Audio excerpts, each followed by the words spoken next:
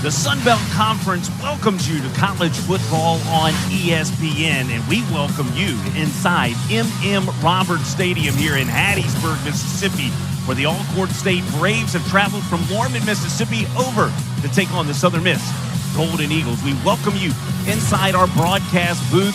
I'm Jason Baker, alongside my color analyst Larry Boyd and LB. Word out of the Alcorn State Braves fall camp. They returned their incumbent quarterback in Aaron Allen, but they made a change. A Mizzou transfer, Tyler Macon, gets the nod. The epitome of a dual threat. He's a dynamic runner, really good passer. Southern Miss is going to have their hands full. This guy was a four-star coming out of high school.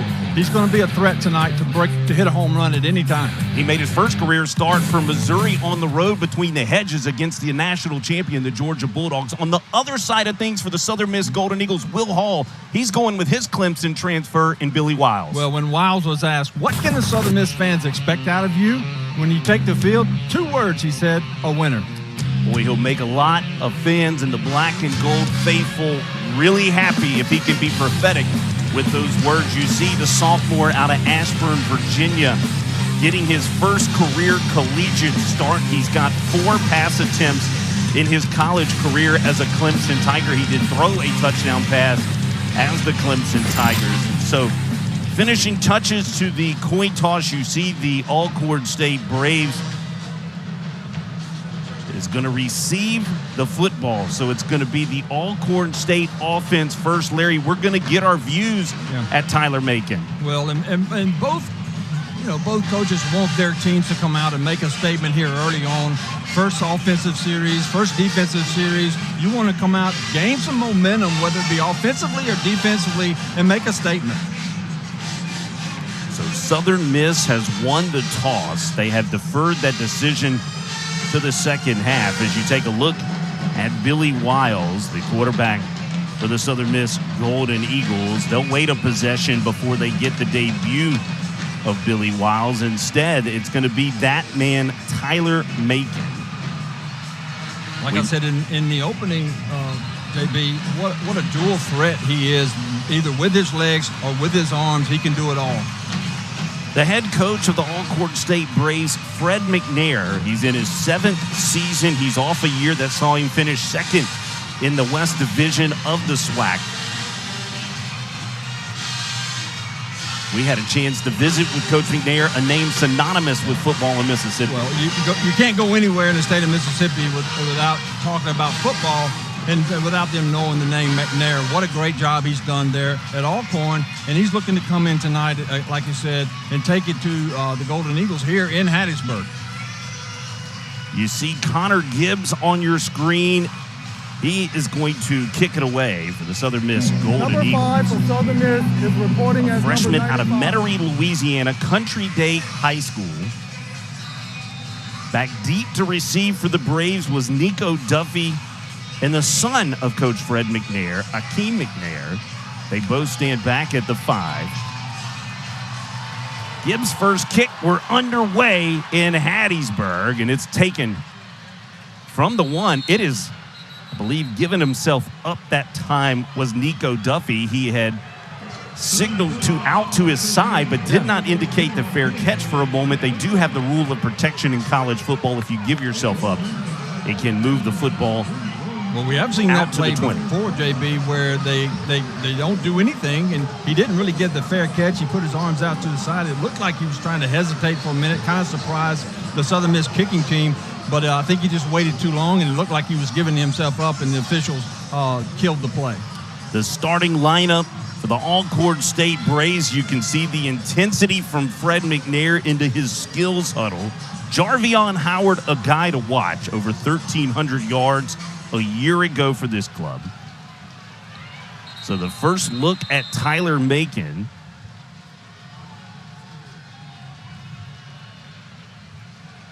And our referee, Trennis Livingston, wants to reset to the play clock.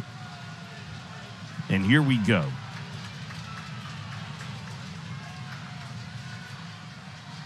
Motion to cross and a give to Jarvion Howard.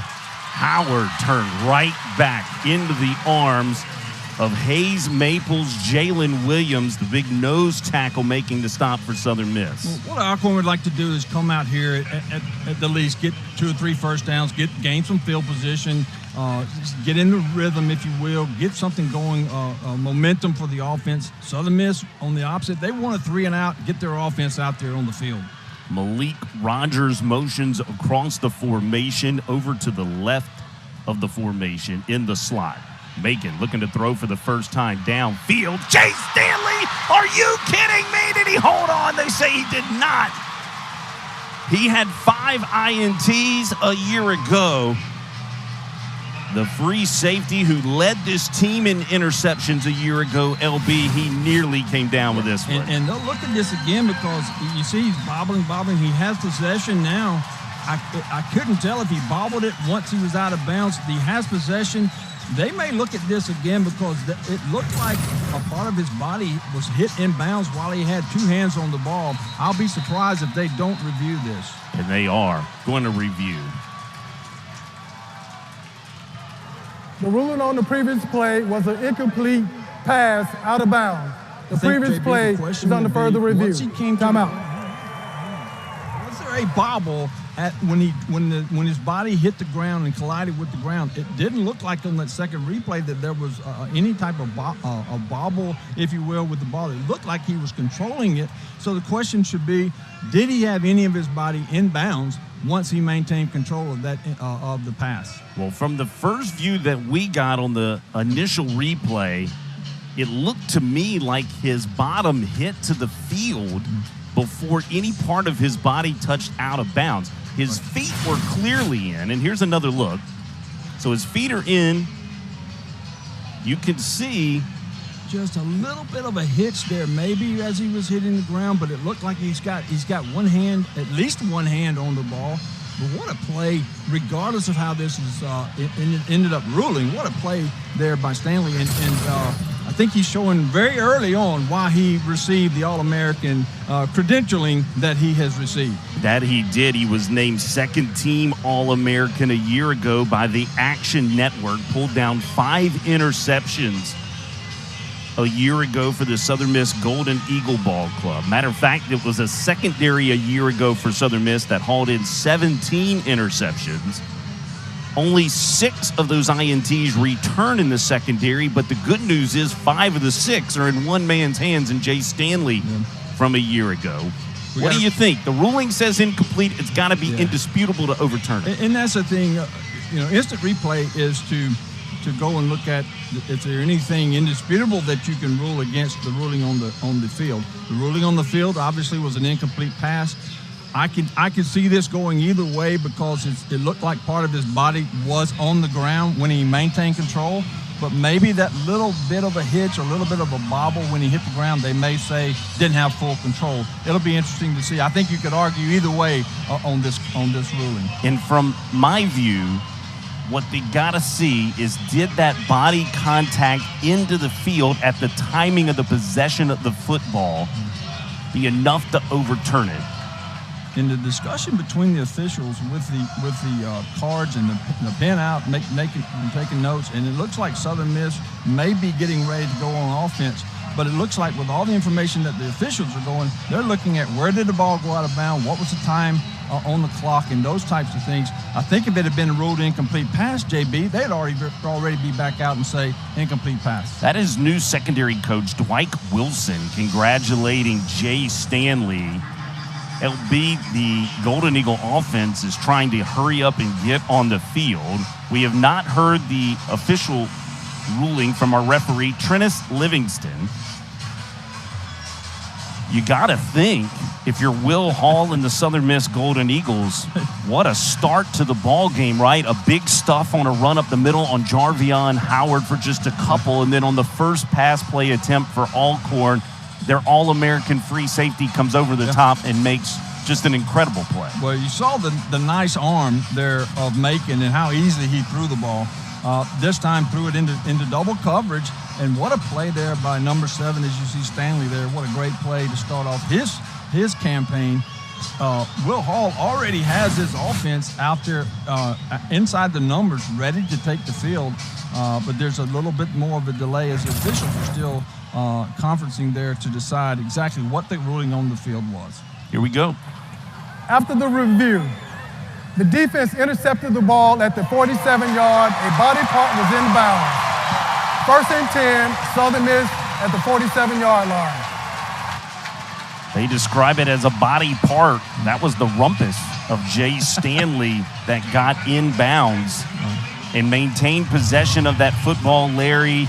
My goodness, what a play from that man, Jay Stanley. Great camera work there by our crew there, getting different angles, giving the officials plenty of angles and plenty of looks at it to make sure that the correct call was made. There you see the numbers on what Stanley did a year ago. Here's the Billy Wiles debut in the beginning of an era here at Southern Miss. Wiles, a rollout and a quick out.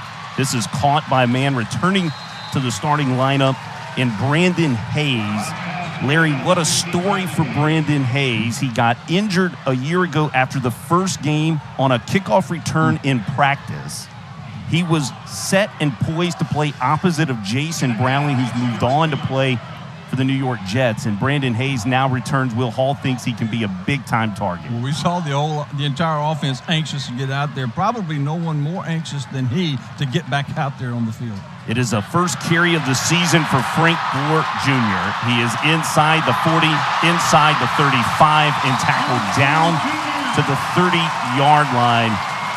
Goes Frank Gore Jr. Yeah, excellent blocking there by the offensive, not only the line getting the initial hole open, but by the receivers downfield opening up, and then Gore doing what Gore does best. You see him coming here, not going too fast, just seeing what's there and picking up the extra yards. His ability to make you miss may be his greatest attribute. Trips formation to the top of the formation. Play action pass. All kinds of time. Downfield looking to go to Ty Mims. Contact made from Edwin Summerhour. Southern Miss looking to strike quickly here. JB, I'm a little surprised with pass interference, defense, number 25, 15 yards from the previous spot, automatic first down. Coach McNair is wanting that, uncatchable call. Watch out for it's a little bit overthrown. I'm not so sure this ball was catchable, but we'll never know. You got to give the receiver an opportunity for sure to make that play. So I can certainly see why the official threw the flag there, giving the Southern Miss a first down. Pass interference moves the football down to the 16-yard line and is 1st and 10. Wiles dumps it off. Caught by Jacarius Caston, and he's in. Caston's moved to the outside of this offense, and he has his first touchdown reception of the season. That was really easy for Southern Miss. They got the ball on turnover and it's doing exactly what they wanted to do. Get the offense on the field as quickly as possible. They do that with the Stanley interception, and then the offense just drives straight down the field with the new quarterback in there and just does exactly what Will Hall wanted them to do, and that's get an early score. Billy Wiles begins his Golden Eagle career 2 for 2 for 20 yards and a touchdown. Jake Lang holds. It is Andrew Stein, a new place kicker for the Golden Eagles. He has pushed it straight through. 12:53 to play in the opening quarter. Golden Eagles strike first.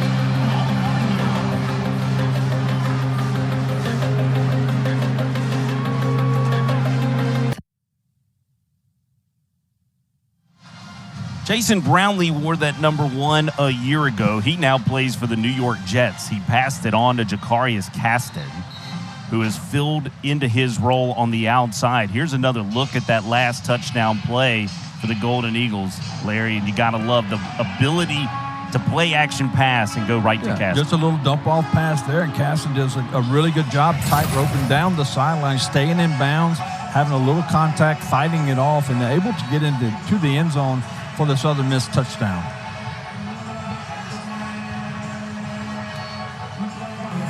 Number 5 for Southern Miss is reporting in as number 90.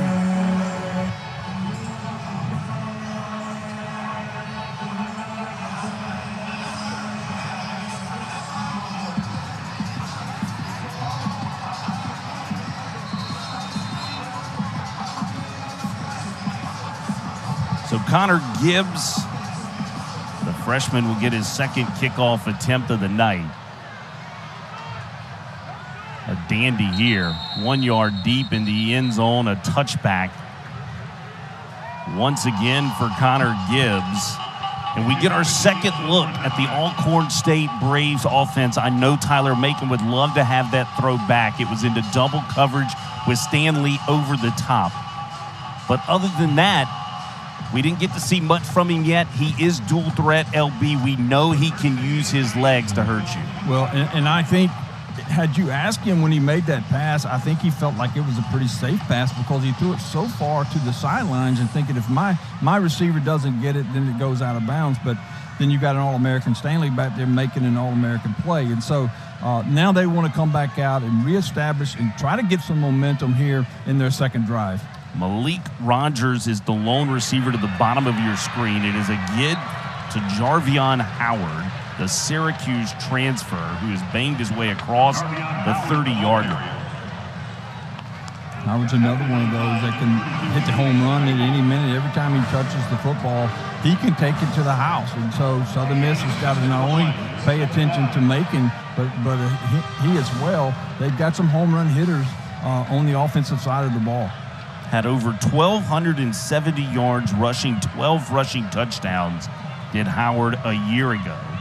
Had a season high of 299 yards against Arkansas Pine Bluff. Tyler Macon looking to throw, batted down. That was a designed rollout pass by Tyler Macon. Christian Booth got his hands on the football. Well, you see the throw, JB. It comes like a little bit of a sidearm throw, which gave the Southern Miss defender there, Booth, a chance to get his big old paws up and kind of helped him be able to get to it. I think if he goes over the top, it may have been able to get that ball off and thrown towards his receiver. Macon was a 4-star recruit, offers by Illinois, Indiana, Iowa, Michigan State, and Vanderbilt out of high school. He was a member of the SEC Academic Honor Roll. Malfunction on the play clock here on the field of play. I believe Alcorn has spent their first timeout. It is a third down Alcorn and State, 4. before the snap, this is their first timeout of the first half. So they spend the timeout. They want to talk about it in an early third down opportunity here inside Roberts. What have you seen from the Brave offense so far, Dale? Well, I see a little bit of rust there with Macon. We haven't seen him use his legs yet. And if you had to, what little film I have seen on him, if you ask me, does he throw better or run better? He does both so well. It's kind of hard to say he's a better runner, he's a better passer. The fact that he's a dual threat, is something that Southern Miss, they have prepared for. So far, though, they've kept him in the pocket and not let him get outside and not let him use his legs. But as this game goes on, if Alcorn is going to have some success against this Golden Eagle defense, he's going to have to use his legs as well. You mentioned that Southern Miss defense. There's a change at the top of that unit. Dan O'Brien, the now defensive coordinator, after Austin Armstrong departed to take a linebacking coaching job at Alabama. He has since moved on to be the defensive coordinator at the University of Florida. It is Tyler Macon in the gun. Zone read. Macon trying to use those legs. And he is popped. Jay Stanley turns him back 2 yards shy of the first down. Looked like he almost got his body out over in front of his legs there, JB, as he was trying to get to the edge, trying to get to the corner. Watch it, see how he's kind of leaning forward, got his body, his weight ahead of his feet.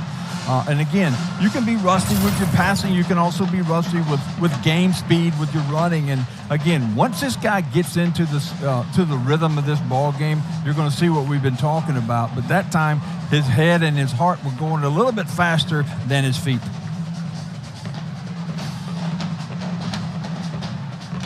Caleb Darbone will come on to punt it away. Ty Mims is set to receive. The dangerous return man. Mims looking for a seam. He gets one up across the 35 to the 37-yard line. Billy Wiles and company return to the field at the Rock when we come back. It's a Golden Eagles 7-0 lead as we take a look at that Golden Eagle offense. They're beginning for the second time the starting lineup. It begins with Frank Gore Jr. Brandon Hayes returns to that lineup as well, LB. A lot of options there for Southern Miss, and now with the quarterback play with Wiles and Edwards and the bunch, they're looking to have a lot of fun this year. Gerquan Scott, that's who you see on your screen, described by his head coach as a bad dude. Said he'll make a lot of money playing this game one day. Ty Mims is across the formation right to left. Wiles, blitz coming, gets away, trying to go to Jacarius Caston. Nice job there by Wiles. He knew he couldn't complete the pass, but he was still in the pocket, but he had to get the ball beyond the line of scrimmage. You see there, the pressure by Alcorn just came in basically untouched, put pressure on him. Instead of taking the sack, he was able to get the ball away, and then now it's just 2nd and 10. Malachi Bailey, 44 on your screen. Speaking of bad dudes, he is a first-team all-SWAC member. That's who had the pressure on Billy Wiles. Two-back set, you're going to see this more from the Golden Eagles this season. That is Chandler Pittman being motioned out. Wiles spins it out. Pittman secures the football. Dropped immediately by Andrew Smith, the corner.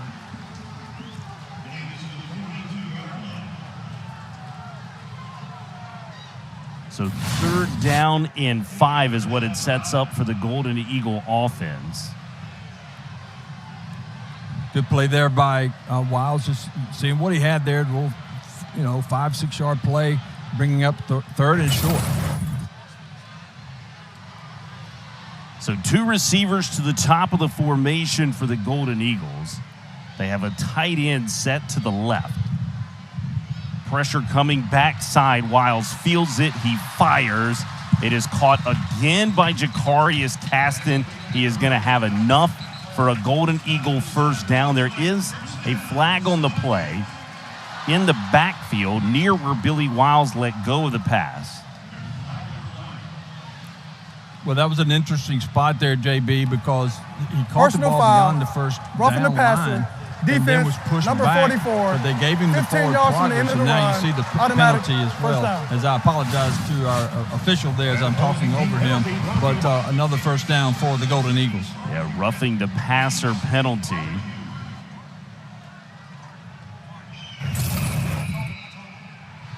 So 1st down and 10 for the Golden Eagles. Their 5th first down of the ball game, and they have not even completed their 2nd offensive series yet. Motion, it is a give to Frank Gore Jr. He goes left side, a penalty flag thrown in the interior of the offensive line. It was the 2nd carry of the ball game for FGJ. Holding, offense, number 65. 10 yards from the previous spot. Replay, first down. We mentioned Gerquan Scott just a moment ago. Here you see, Larry, just a little bit too much of the jersey. Yeah, and not what Southern Miss wanted as they've got some momentum driving down the field, but it's something that Alcorn needed to put them in longer situations. They've been in 1st and 10, 2nd and short, 3rd and short, and have been very successful driving the football down the field so far tonight.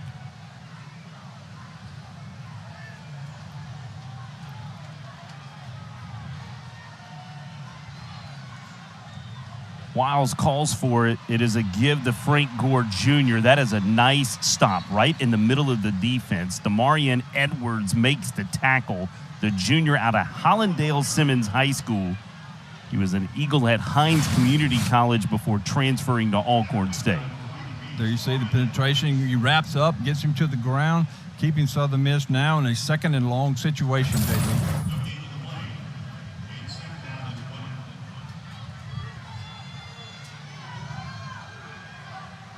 The tight end gone from the formation, 4 wide receivers. It is Gore to the right of Billy Wiles.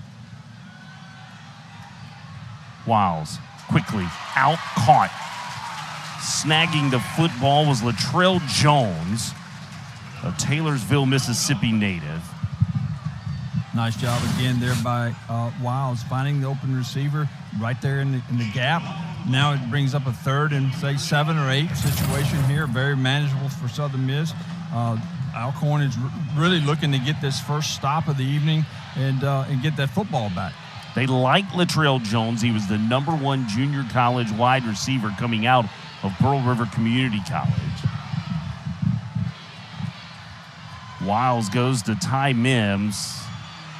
Mims darting around. He has electric speed, as you can see. And he'll go inside the 10-yard line, down to the 9. Electric with the football when it's in his hands. Yeah, Larry. and he went to the right, saw nothing but bodies. Watch this. He goes to the right, nothing there. Reverses field, comes all the way back around. Nice block by Wiles in the middle of the field there, all the way down to inside the 10-yard line. That was a 26-yard run for Ty Mims. Southern Miss in the red zone a year ago. Converted at 84%. A give to Frank Gore Jr., and he's in. The former Sunnyland Pee Wee football Sun Devil gets the score for the Southern Miss Golden Eagles. Yeah, and that was just too easy, JB. Just a handoff right up the middle. Wide open there for Gore to do what he does best. When he sees open daylight, he's just going to hit that hole, and he does, and he pretty much walks in to the end zone.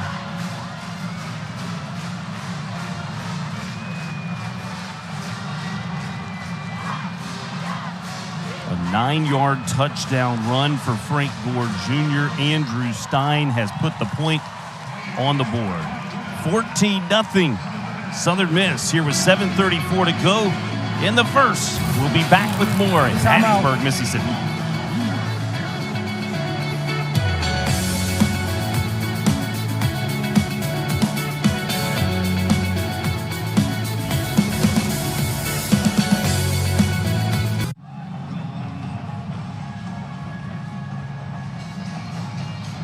The face of the program, Frank Gore Jr., Larry.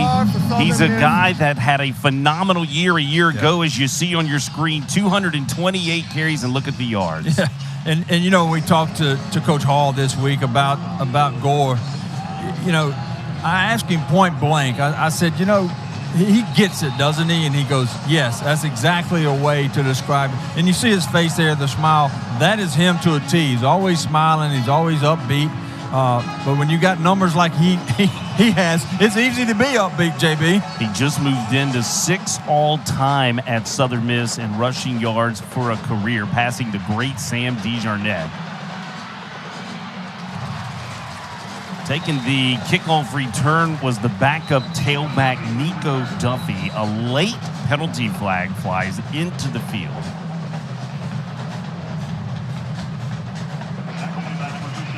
Connor Gibbs had put 2 touchbacks on his first 2 kicks of the night.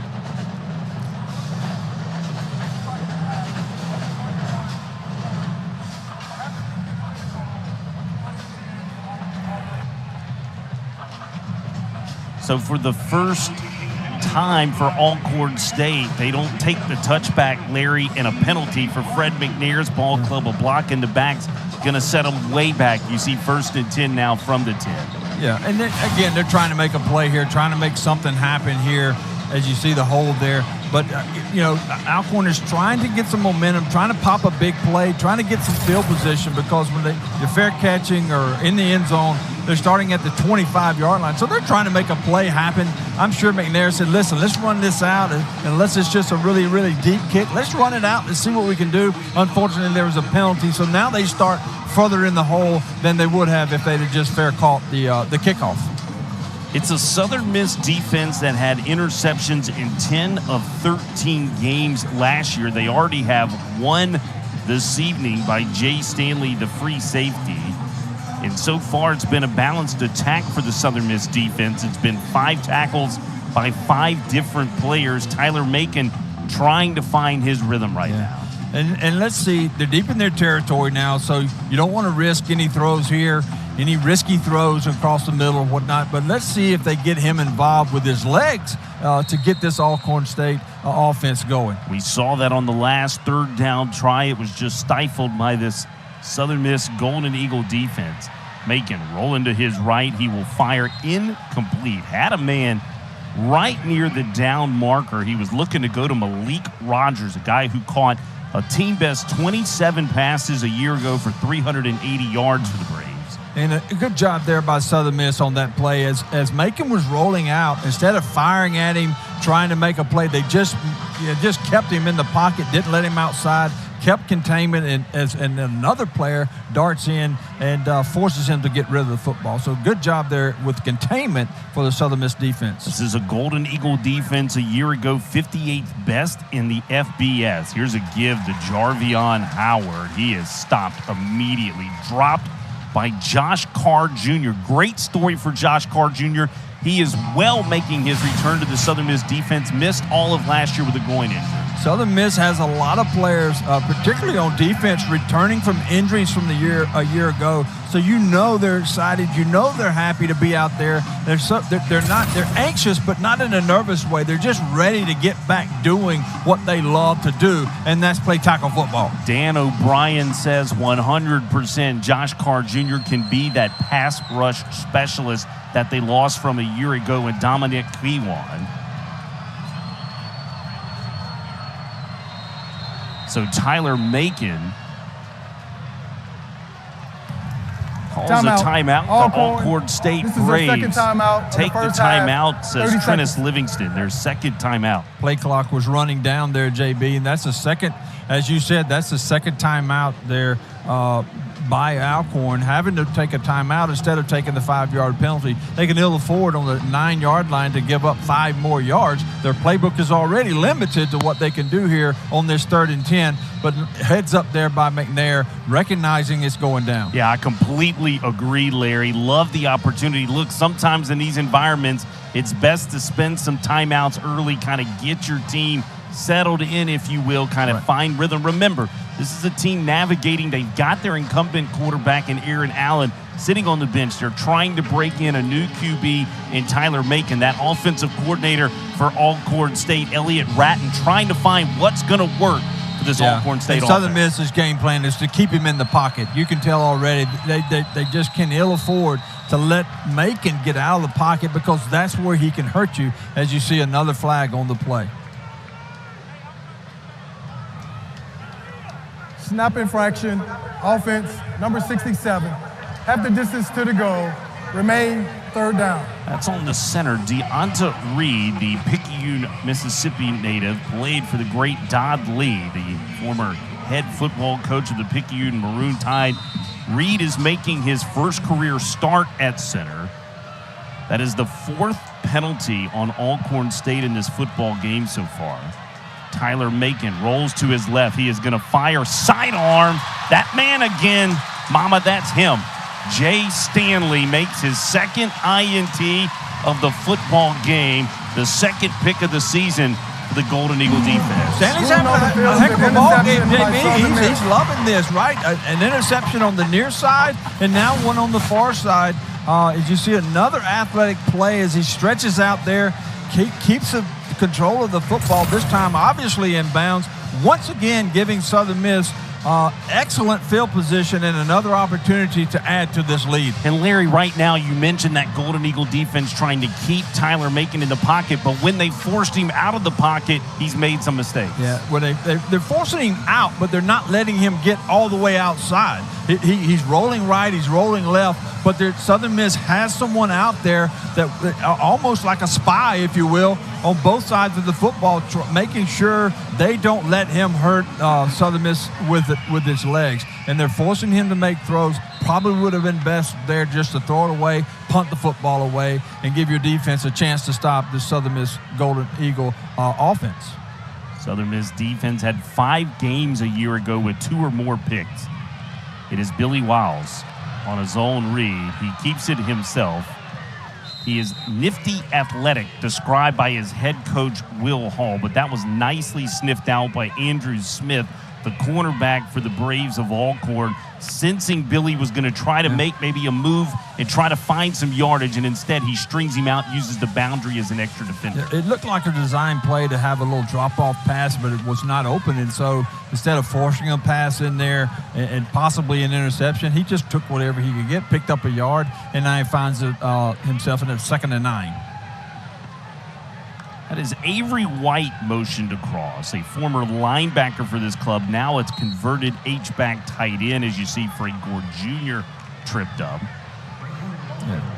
This is a big 3rd down coming up here. I know it's early in this ball game, JB, but you've already given up 14 points. If you're the Alcorn defense right now, you want to, in the least, hold them to a field goal right here. You see Will Hall there trying to get this 3rd touchdown for his Golden Eagle squad here, still in the 1st quarter. Will Hall in his 3rd season as the head coach of the Southern Miss Golden Eagles.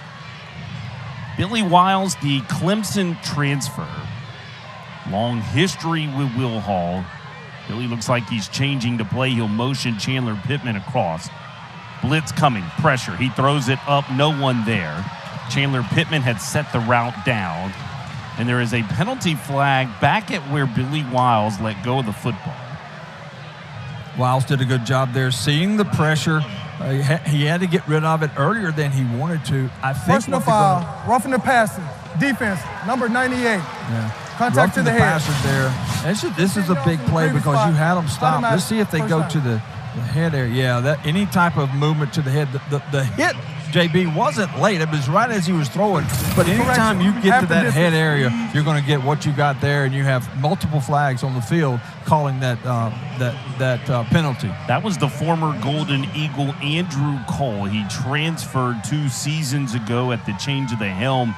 When Will Hall became the head football coach, he went to go play his football at Alcorn State. So the head contact was the call on the reasoning for the personal foul. There you see a discrepancy big time right now. Braves 43 penalty yards, which is just the 10 for Southern Miss. Just the 1 holding penalty by Gerquan Scott is the only penalty for Southern Miss. Yeah, and that may have been the biggest penalty so far because it would have brought up a 4th down had they just maintained the pressure, making Southern Miss try to kick a field goal, and now Southern Miss finds himself inside the red zone again. Ty Mims with his 2nd rush of the evening picks up 4 yards for the Golden Eagles on that carry, setting up 2nd down and 6. A lot of options right here for Wiles in the Southern Miss offense. On the going to the 7-yard line, you've got so many options with the receivers. You got number 3 in the background. Let's see what Coach Hall has dialed up here for his Golden Eagles. Brandon Hayes in the slot. They're going up top to him, and he has been pushed out of bounds. Good coverage applied by Andrew Smith.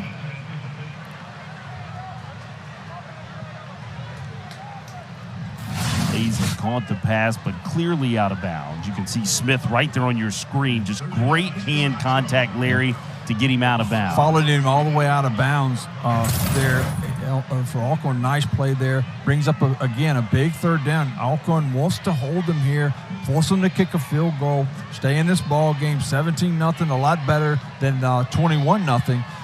But Southern Miss, they can still get the 1st down here on 3rd down.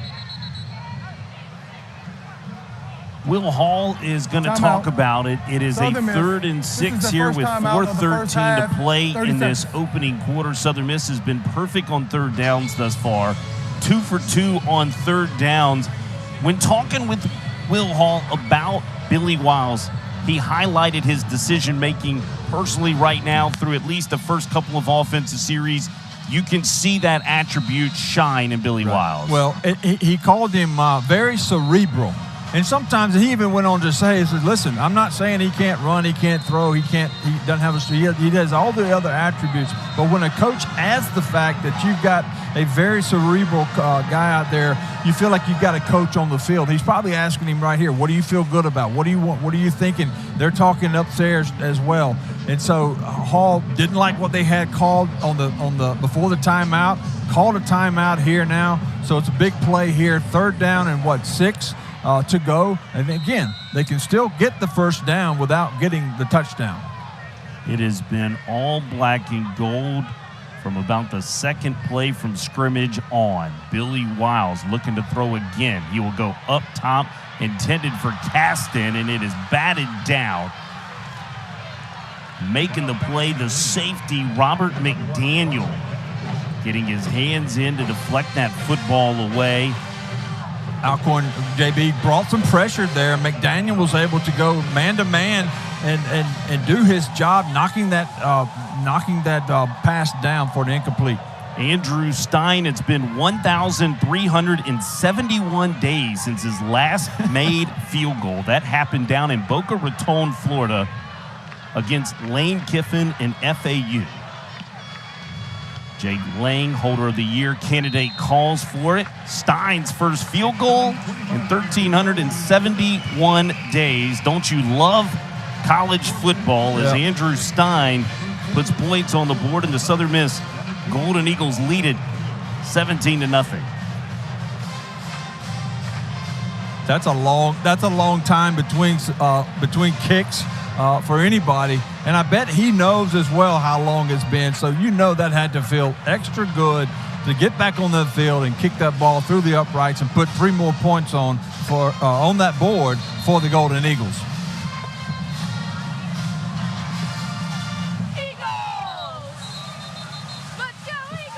Great crowd has filed into Roberts Stadium. The Rock, these two teams faced each other back in 2019. That's significant for Alcorn State because that's the last time they won the SWAC championship.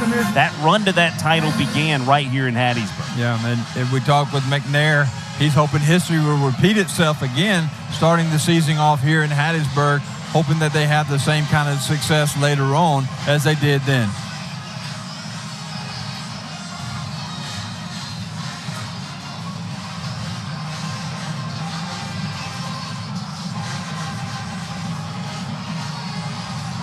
Connor Gibbs will kick it away. He's been a busy guy.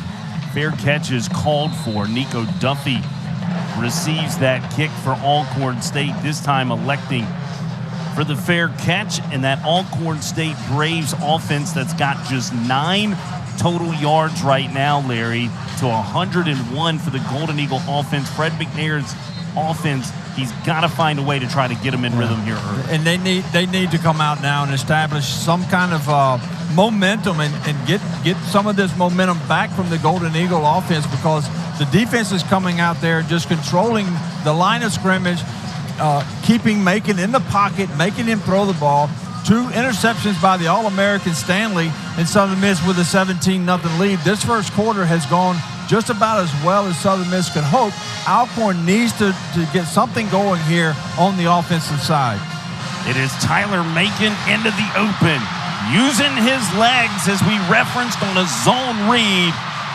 Tyler Macon's going 75 yards for the score. And we said it in the opening monologue that he can hit a home run. He has the unique ability to hit a home run at any time. And man, was this ever needed for the Alcorn to come out and put something on the board. But this is what this young man brings to the table.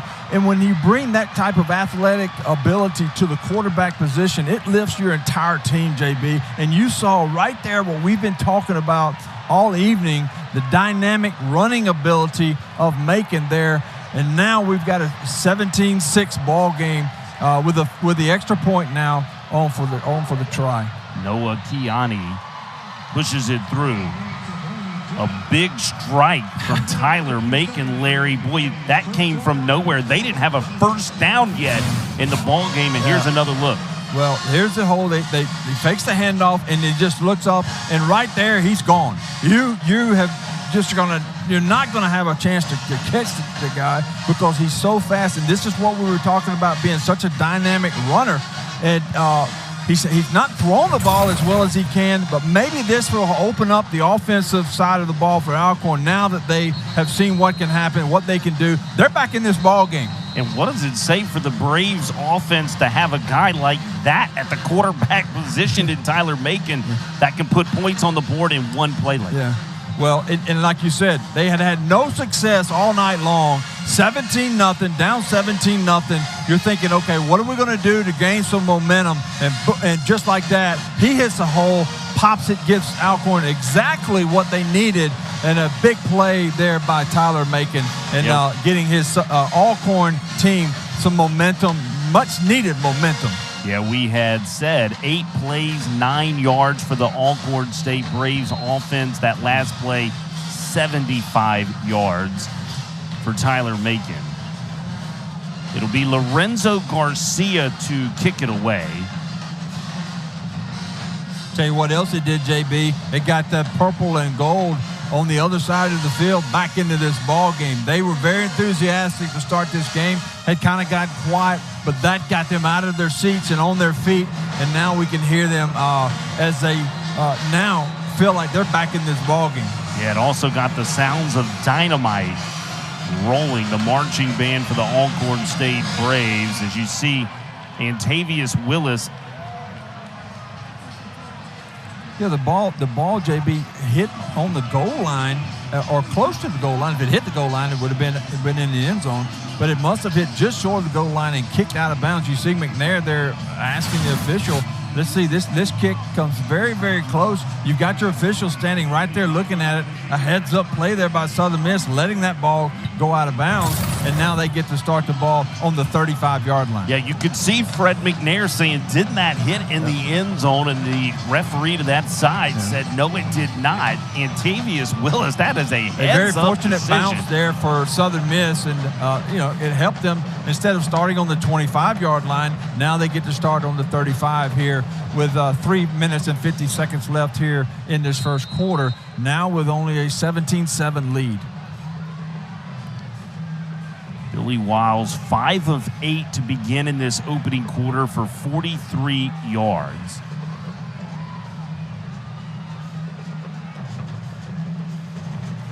Wiles pulls it, looking to throw downfield, now having to run, and he is dropped right at the line of scrimmage. Wallace Melton, the Rover safety, coming up to make the tackle for Alcorn State. Nice play there. Nice read by Wiles, taking the ball, not giving the handoff off, but what a great job there pursuing the ball carrier by Alcorn's defense. And again, now that your offense has hit the home run, you want to get out there as a defense, hold this Southern Miss offense, get your offense back out there, and continue this momentum that you've gained by the 75-yard make and run. Wiles going up top. This is Caston, who has made another reception, his 3rd reception of the ball game, down to the 40-yard line of Alcorn State. Wiles recognizing one-on-one coverage out here. He's just trusting his guy's going to go up and get it. It's not bad coverage. He's right there at him, but he's able to go up at the highest point, get that like he's taught. Get up off your feet, get your hands up high in the air, get above the defender, and bring it down, and it's exactly what he did. There you see the Alcorn State defense cover 0 is what was indicated on that last play. Single high safety look at the moment. They'll back out of it. Wiles leaves it. This is the first look to Drake Clark. Clark hammered right at the line of scrimmage. Popped by Jaquez Dew, making the tackle for the Braves, and it's 2nd down and 10. You see how the big play, the big run by Macon has now kind of lit a fire, if you will. Those Southern Miss is driven to the 40, but we're seeing a little bit more aggressiveness. We're seeing this Alcorn defense now a little bit more fired up, making some plays on the defensive side, and that's what that home run hitter can do for you, not only with your offense, but as well as your defense, get them going as well. Drake Clark slips one tackle, but not another. Tripped up. Terrence Ellis, the former Rice Owl, was the man who got to the feet of Drake Clark. He actually played a game against Southern Miss over in Houston, Texas, and there you see Drake Clark just getting tripped up. You can see him slip through the line originally, and then it was Ellis making the Somebody got a hand on his foot that really saved about 5 or 6 more yards because he had some open area in front of him. Great job there by whoever that was. Couldn't see for all the bodies, but got a hand on him, on his foot, and tripped him up. Now we find Southern Miss in a 3rd down situation. 2-back set again for Southern Miss. Wiles leaves it. Clark trying to get outside. Back against the grain angle into a host of Braves. Only a pickup of 3. It is going to bring up a 4th down and 4, and really a decision for Coach Will Hall, and it doesn't look like much of one. He's going with it. The kicking team is not on the field, and so they're going to go for it right here on 4th and 4 on the 34-yard line. And there was no hesitation, like you said, JB. Will Hall didn't even look at the field goal unit. He said, hey, we're going for it. We'll see what he plans to call. They were 12 of 19 on 4th down conversions a year ago. 4 wide receiver set. Pressure being shown by the Braves. Almost looked lined up in the neutral zone. A pass that is caught forward for the 1st down. That's Ty Mims, the wide receiver, coming over the middle of the field. Good job there, just making sure he was beyond the 1st down marker. Nice pass in there by Wiles. As you see it again, just a zip pass there. Good job holding on to the ball. And 1st down, Southern Miss. Southern Miss was 7 of 8 passing on 4th down a year ago. A 4th down conversion closes out the first quarter. 17-0. The Southern Miss Golden Eagles lead it overall.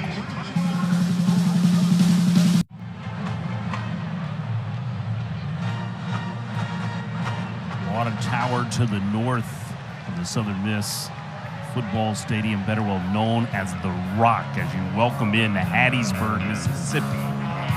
It has been a lot of Southern Miss to start. Alcorn State hit a home run with a 75-yard Tyler Macon touchdown run just a couple of moments ago. But Billy Wiles trying to respond as the leader, the quarterback, the transfer from Dabo Sweeney's ball club and the Clemson Tigers.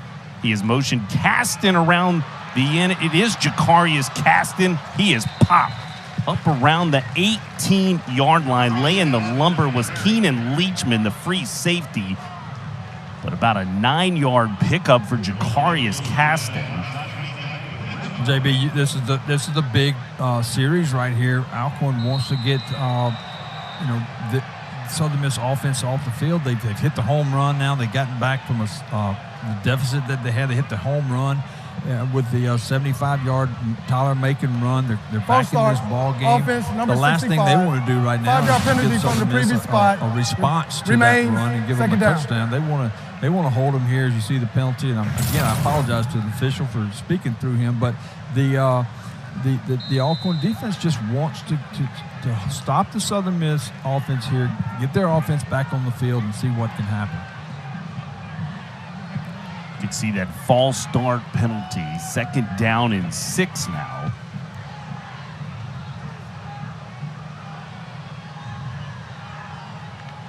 Wiles a check with me. He leaves it into the belly of Drake Clark. Clark, a transfer from Memphis. He did not play last year for the Memphis Tigers, but he's a guy who caught a touchdown pass in his last collegiate game. That was against Tulane back in 2021. He has had a phenomenal fall camp. Clark keeps his balance inside the 20. They're going to say he is going to be spotted short of the marker. Well, Hall went for it earlier from the 34 and a little bit longer yardage than this, so fully expect him now to go for this down on fourth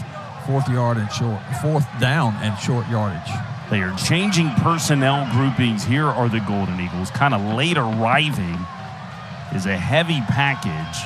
Our understanding to this moment, Southern Miss without Cole Cavallo yet to be out in formation today. And Alcorn State going to use their final timeout, their first they used in the second quarter. They want to talk about it, a change in personnel. We'll talk about it when we come back to Hattiesburg, Mississippi, 17-7 Southern Miss.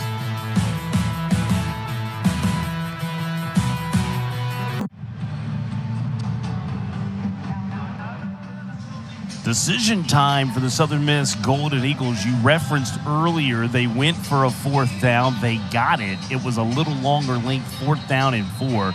Now you're seeing a 4th and short. Yeah. And all indications were going into the break, Will Hall was going for it. Coming out of it, he stays with that decision he's going for another 4th down. Well, and this will tell Will Hall a little bit about his team, right? He's going to line up right here. It'll be interesting to see if he's just going to say, hey, our bigs are going to move your bigs, and we're going to get the necessary yardage, or is he going to do something with a little trickery and maybe go out to a wide receiver? I look for this just to say he's challenged his offensive line and said, hey, get up there, let's blow him off the line. You see the package that they have here, looks like it's definitely going to be a run.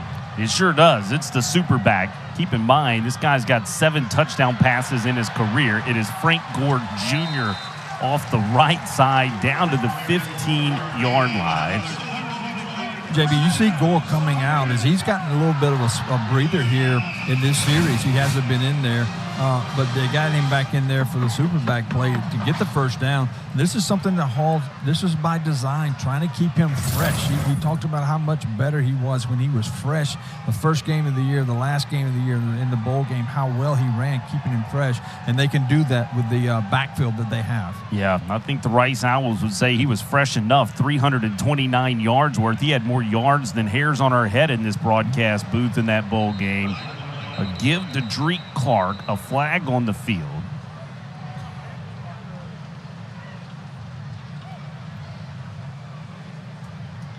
Hall mentioned that the first game of the year, as you see the call. Illegal hands to the face, defense. Half the distance to the goal, automatic 1st down. He had a really good game the first game of the year last year, JB, and then you see the far right there. You see the face to the hand there.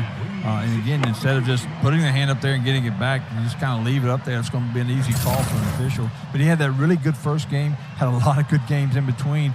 But then he had the break between the last game and the bowl game, and then he goes for over 300 yards in the bowl game. So Hall may be on to something and say, hey, if we can keep him fresh, he may be even better than what we've seen in the past. Yeah, and he's been really good. 5 carries, 31 yards is Frank Gore Jr. Drake Clark, 6 carries, 12 yards. He's the leading carrier in the ball game right now. Here's Billy Wiles off the right side. Picking up some tough yardage there. Just a direct run play design there for Wiles. Getting some tough yardage down near the goal lines. You see, he just automatically comes out here. Good pursuit there by the Alcorn defense, running him out of bounds. Now it's a 2nd down and goal to go from the 4-yard line.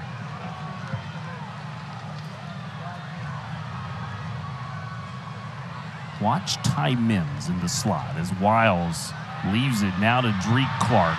Clark lost the football, but it goes out of bounds. He was beginning to reach for the pylon. He was going to try to make a touchdown run. Instead, it pops up out of that. And fortunately for Clark, the ball went out of bounds instead of through the end zone, as it would have been a touchback for Alcorn. But watch this. He starts to reach, as you said, JB. Actually, he was knocked out there by the defender, by the Alcorn defender. Just a good job, and the ball came out of bounds this way or towards the camera, and Southern Miss was able to retain the possession. Yeah, give credit where credit's due. Terrence Ellis, the Mike backer, the second-team All-SWAC member from a year ago, punched that out. You got to believe if they hold him here, if Alcorn holds him here, they're going to have to hold him again, because I believe Southern Miss will go for it again. But they don't have to, JB. Wiles finds Frank Gore Jr. for a receiving touchdown in the end zone. Miami, Florida, Killian High School product with his 2nd touchdown of the ball game. He's had 1 rushing, 1 receiving. Good answer there by the Southern Miss offense to the home run hit by Tyler Macon, the 75-yard run. The offense comes back out, answers the score by Alcorn, and puts another touchdown on the board, now pending the extra point try. Good snap, good hold, and Andrew Stein pops it through. All 4 drives have ended in a score. 3 touchdowns, 1 field goal for the Southern Miss Golden Eagles. Back with more. You're watching Sun Belt Conference football on ESPN.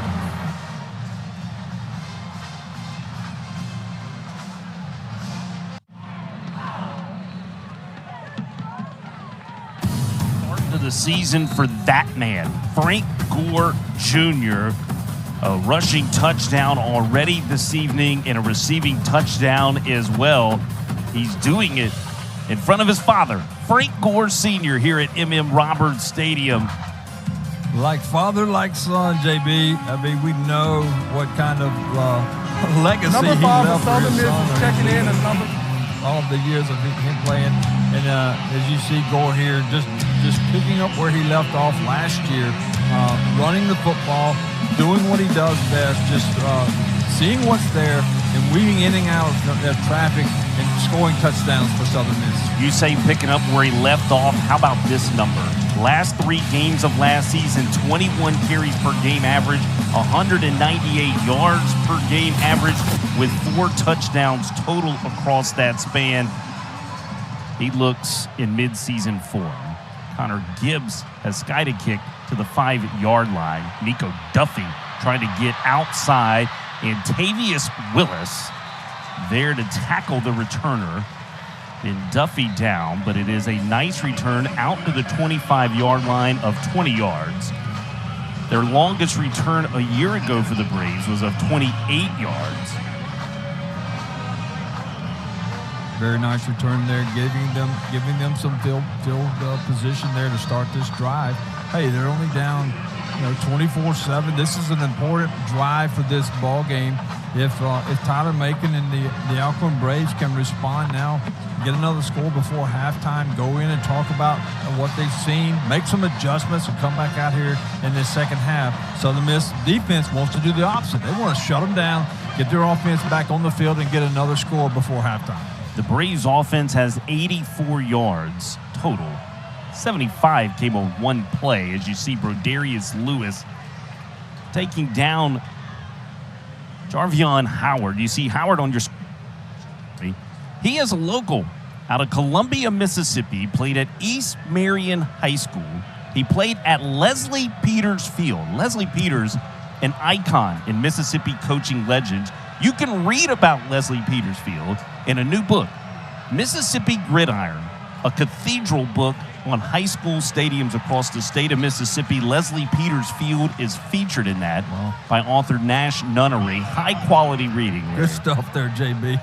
You come up with some great information, and you seem to know things that the rest of us are just yearning to learn about. So that's awesome. Thank you for that information. But that guy right there is the bell cow for Alcorn, and he loves to answer it, and he loves to run that football. Fred McNair talked about Howard. He said, I saw him in high school. I wanted him some kind of bad, built a relationship with him. He chose to go to Syracuse, had a great career at Syracuse, but Fred McNair was able to coerce him back to Lorman. As you see, Tyler Macon tackled down. Jay Stanley, who is having just an amazing first half and an amazing start to his college football season. 2 picks, and now a tackle for just a couple on Tyler Macon. And if he does not make that tackle on Macon, watch the area in front of him. If he gets by right there, he's got another 8, 10, 15 yards that he's going to be able to gain and pick up that first down. But a great stop there by Stanley, and Southern Miss has done what they wanted to do. Get the offense, get the Alcorn offense off the field, make them punt the football, get it back to your offense, and they want to go get another score before halftime.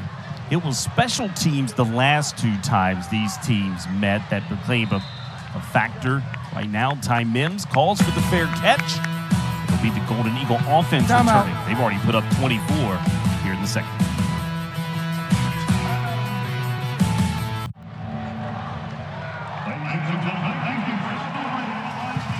A meaningful performance happened in that break. Mississippi native, music icon, and Southern Miss alum Jimmy Buffett was laid to rest last night.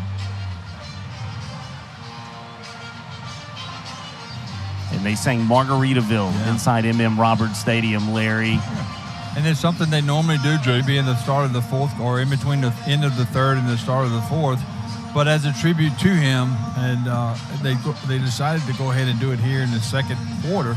And our prayers and our condolences go out to Jimmy Buffett's family and all of his fans. He had so many. He made so many people smile in his lifetime, but we certainly want to remember them. But what a nice tribute there to Jimmy Buffett. It was announced by his family that he passed away peacefully, surrounded by his family, friends, music, and dogs. Nothing doing on 1st down and 10 for Frank Gore Jr. Nice play there by Summerhour coming up, making the one-on-one tackle. You don't see Frank Gore Jr. getting tackled many times one-on-one, but a great play there just coming up and making the stop for a loss. You say that. I believe that's the first negative play of this football game for the Southern Miss Golden Eagles. It happens with 8:16 here in the second quarter. They have been absolutely efficient. 3 of 6 on 3rd down, 2 of 2 on 4th down. Balance at 75 yards passing to 88 yards rushing so far. Wiles swings it out to the left. Oh, boy.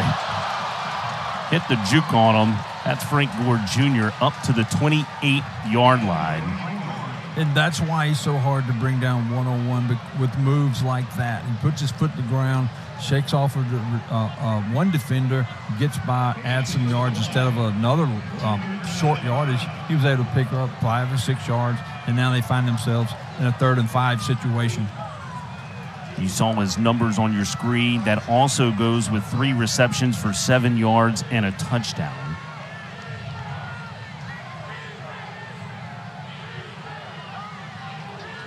Billy Wiles changes the play. That is Pittman in motion. Wide open. Completes to Ty Mims. Mims stopped at the 31. That's going to be short. Good job by the Alcorn defense to come out and give this, put a stop to the Southern Miss momentum that they had on offense to come out and stop. And now Southern Miss will be punting the ball away. And it's going to give Mr. Macon some time to put some more points on the board for his team. First 3 and out of the ball game for the Golden Eagles, which alludes to the first punt of the Golden Eagle career of Bryce Lofton, a redshirt sophomore out of Sand Hill, Mississippi. A wobbly punt down the near sideline. Chosen to let it roll dead is Akeem McNair, the son of the head coach, Fred McNair. Timeout on the field. We'll be back to M.M. Roberts Stadium for Sunbelt Conference football on ESPN.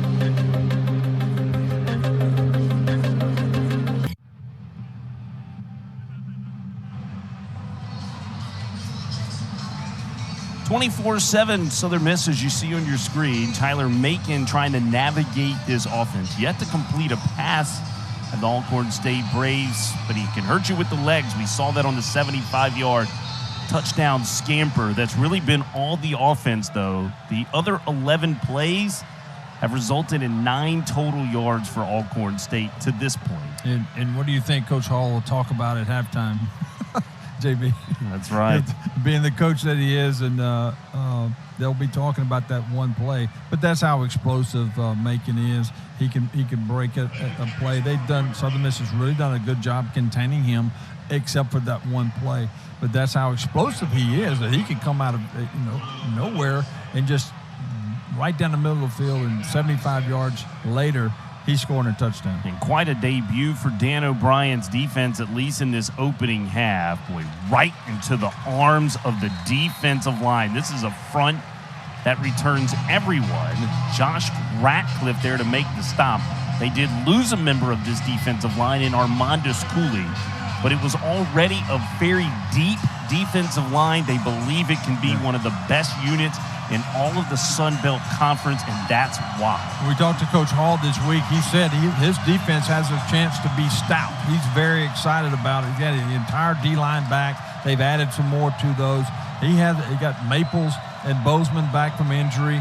You have an All-American safety who's already been playing like an All-American in Stanley. And so you can understand why he's excited about this defense and the fact that they have a chance, as he called it, to be stout. Alcorn State trying to throw it on 3rd down. They are 0 for 5 so far throwing the football in this football game.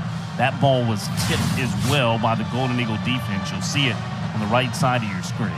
Southern Miss coming with pressure off the corners, and this time getting the hands up in the passing lane. Couldn't get to the quarterback, but again, getting their hands up, making the play. I believe that was Bozeman. It was. How about what Will Hall and Dan O'Brien told us about Bozeman and Maples?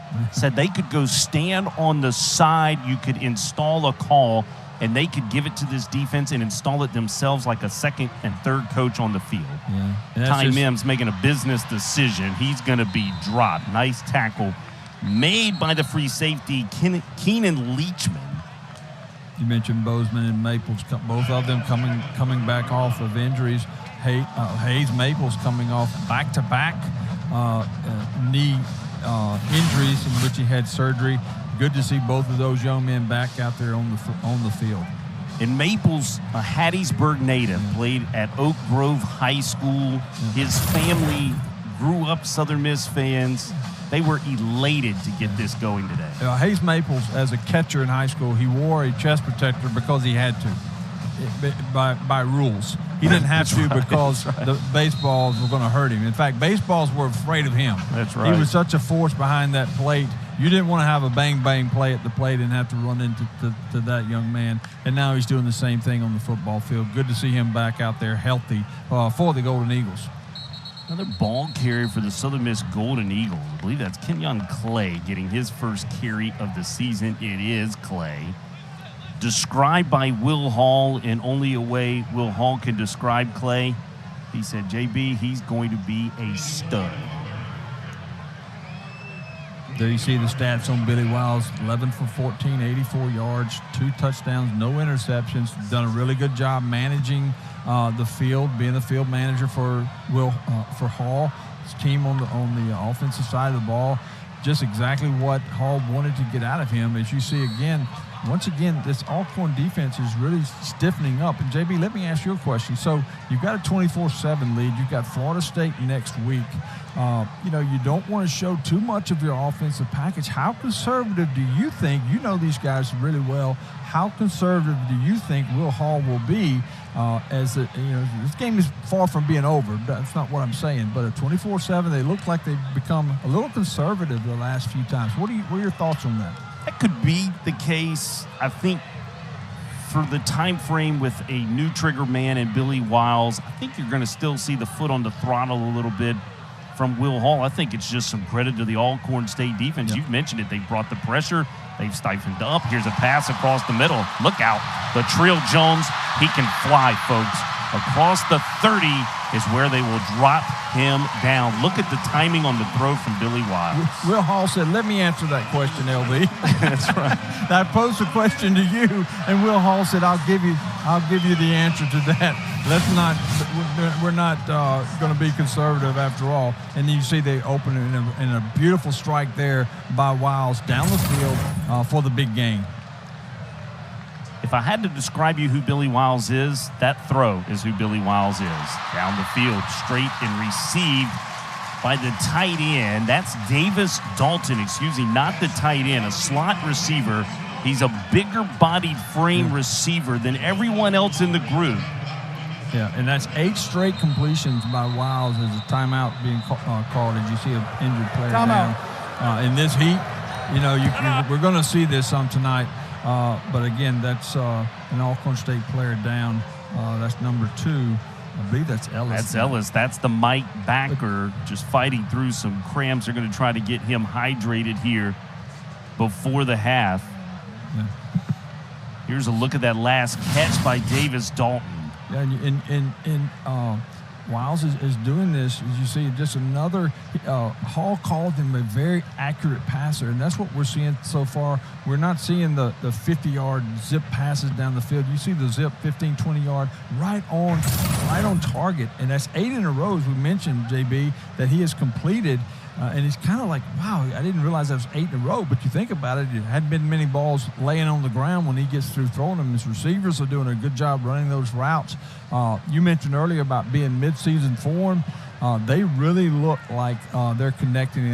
They've spent a lot of time, obviously, in the offseason and in the fall doing the timing patterns and whatnot, but great route there by the receivers, and that's what we've seen tonight with Wiles delivering the ball on the money. Good to see Ellis walking off underneath his own power going off the field. It gives the stoppage and a break into the rhythm. LB, you've been to practice. You have seen Billy Wiles with me. There is a rhythm to which he navigates this offense. I would say tonight, for the most part, it's just been one punt for this Golden Eagle offense to this point. He's been in rhythm, hasn't he? I'm not going to say he's Drew Brees, but he's Drew Brees-like in the fact that he's the same type of size that Drew Brees is. You never saw Drew Brees throwing that 45 to 50 yards zip pass down there like a John Elway did, but you see how accurate he has been so far tonight with his passes, and that's what Will Hall bragged on him about and said both of his quarterbacks do a really good job with their accuracy. They're going to give it.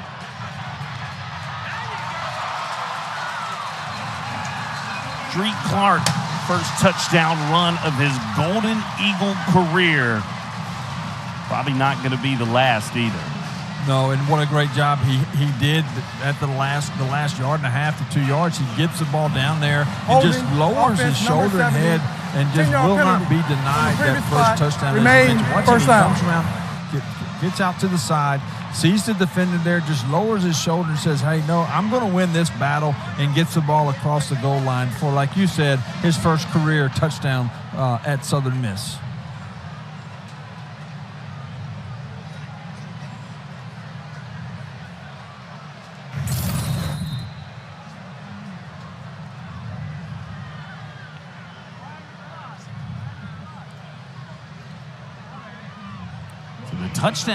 The touchdown negated due to a holding penalty. Never even saw the flag on the field. Wiles looking to throw under pressure, going up top towards Davis Dalton. This is an errant pass into the far corner. We'll go back and look at that holding call, Larry. You see it right there on the outside arm. James Middleton, the offensive lineman. Negated the touchdown run there, but yeah, that's a good call. Obviously a hold there. Now Southern Miss, instead of having 6 points on the board, finds himself pushed back now, and now it will be second and goal from about the 18-yard line.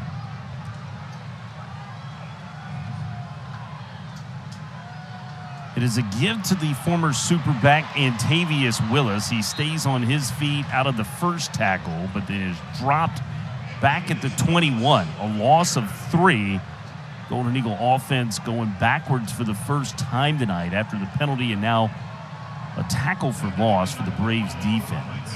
McDaniel, great job there pursuing out to the outside, and the 101.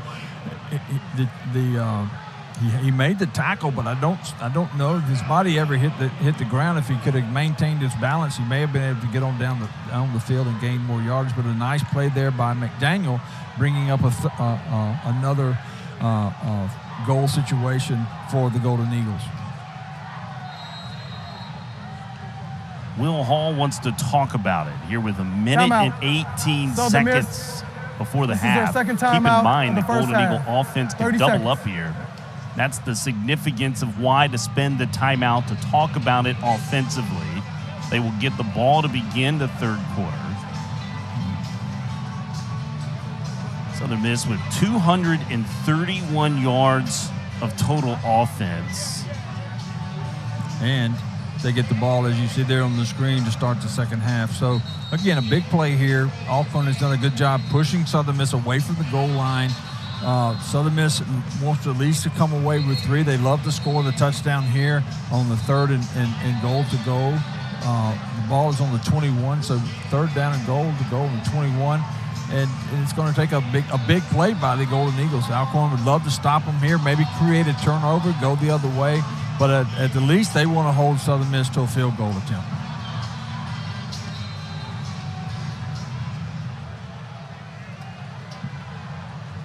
They looked to the way of Davis Dalton last time on second down. He's at the top of the formation.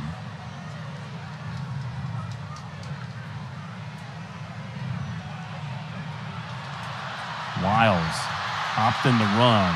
Dragged down from behind. Terrence Ellis, who's back in. while signaling first down there, and we had it as third and goal from the 22. So Wiles not realizing that it was third and goal there, but a good job there saving the touchdown. Now Southern Miss will have to kick a field goal. The Alcorn defense has really played much better after those first initial drives where the turnovers gave them some short fields. Since then, they've made Southern Miss earn everything that they've gotten, and again, holding them here to the field goal attempt. Brennan Miller on the snapper, snaps it back. The hold is good by Jake Lang. The kick is true by Andrew Stein. For Southern Miss, that's their third field goal of this ball game. In the previous two matchups, they had 4 field goals in 16, 3 field goals by that man, Andrew Stein, all the way back in 2019. We showed you earlier that stat. He had made his first field goal in 1,371 days. He has been patient.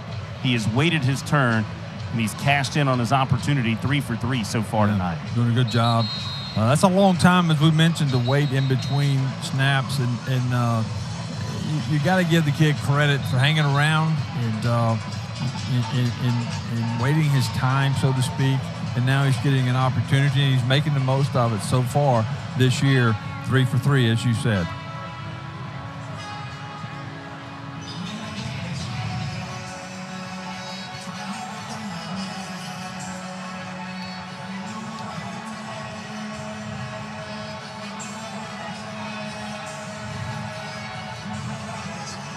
Hope you'll stick around. The halftime show got a lot of potential. Recap, stats, sounds of dynamite. Going to put on a halftime performance, the marching band for the Alcorn State Braves. There won't be many folks headed to the concession stand. We hope you at home watching, you stay put as well. We've got highlights, recap, stats, a gamut coming to you at halftime. Connor Gibbs to boot it away. Just an end-over-end kick. Not sure if that was by design, but it is taken by the up back for the Braves. Cole Williams, the defensive back, sophomore out of Montgomery, Alabama. Sort of a little squib kick there, JB, with only 30 seconds to go in the second quarter in this first half. Please reset the game clock to 29 seconds. Didn't want to take a chance on any type of long return and giving them field position. So Alcorn caught the ball and just went immediately to the ground, and now they'll have the ball in the 27-yard line. It has been a Golden Eagle defense. They prefer the moniker Nasty Bunch. They have been downright nasty. Just 94 yards of total offense thus far in the first half for Alcorn State. This is their second longest rush of the evening. The other was the 75-yard touchdown run by the quarterback Tyler Macon. This was Jarvion Howard. And that's obviously his best run of the night as well. Alcorn needs to get him going as well, if not here, but in the second half. If they want to get back into this 27-7 ball game as the time is running down here in the first half.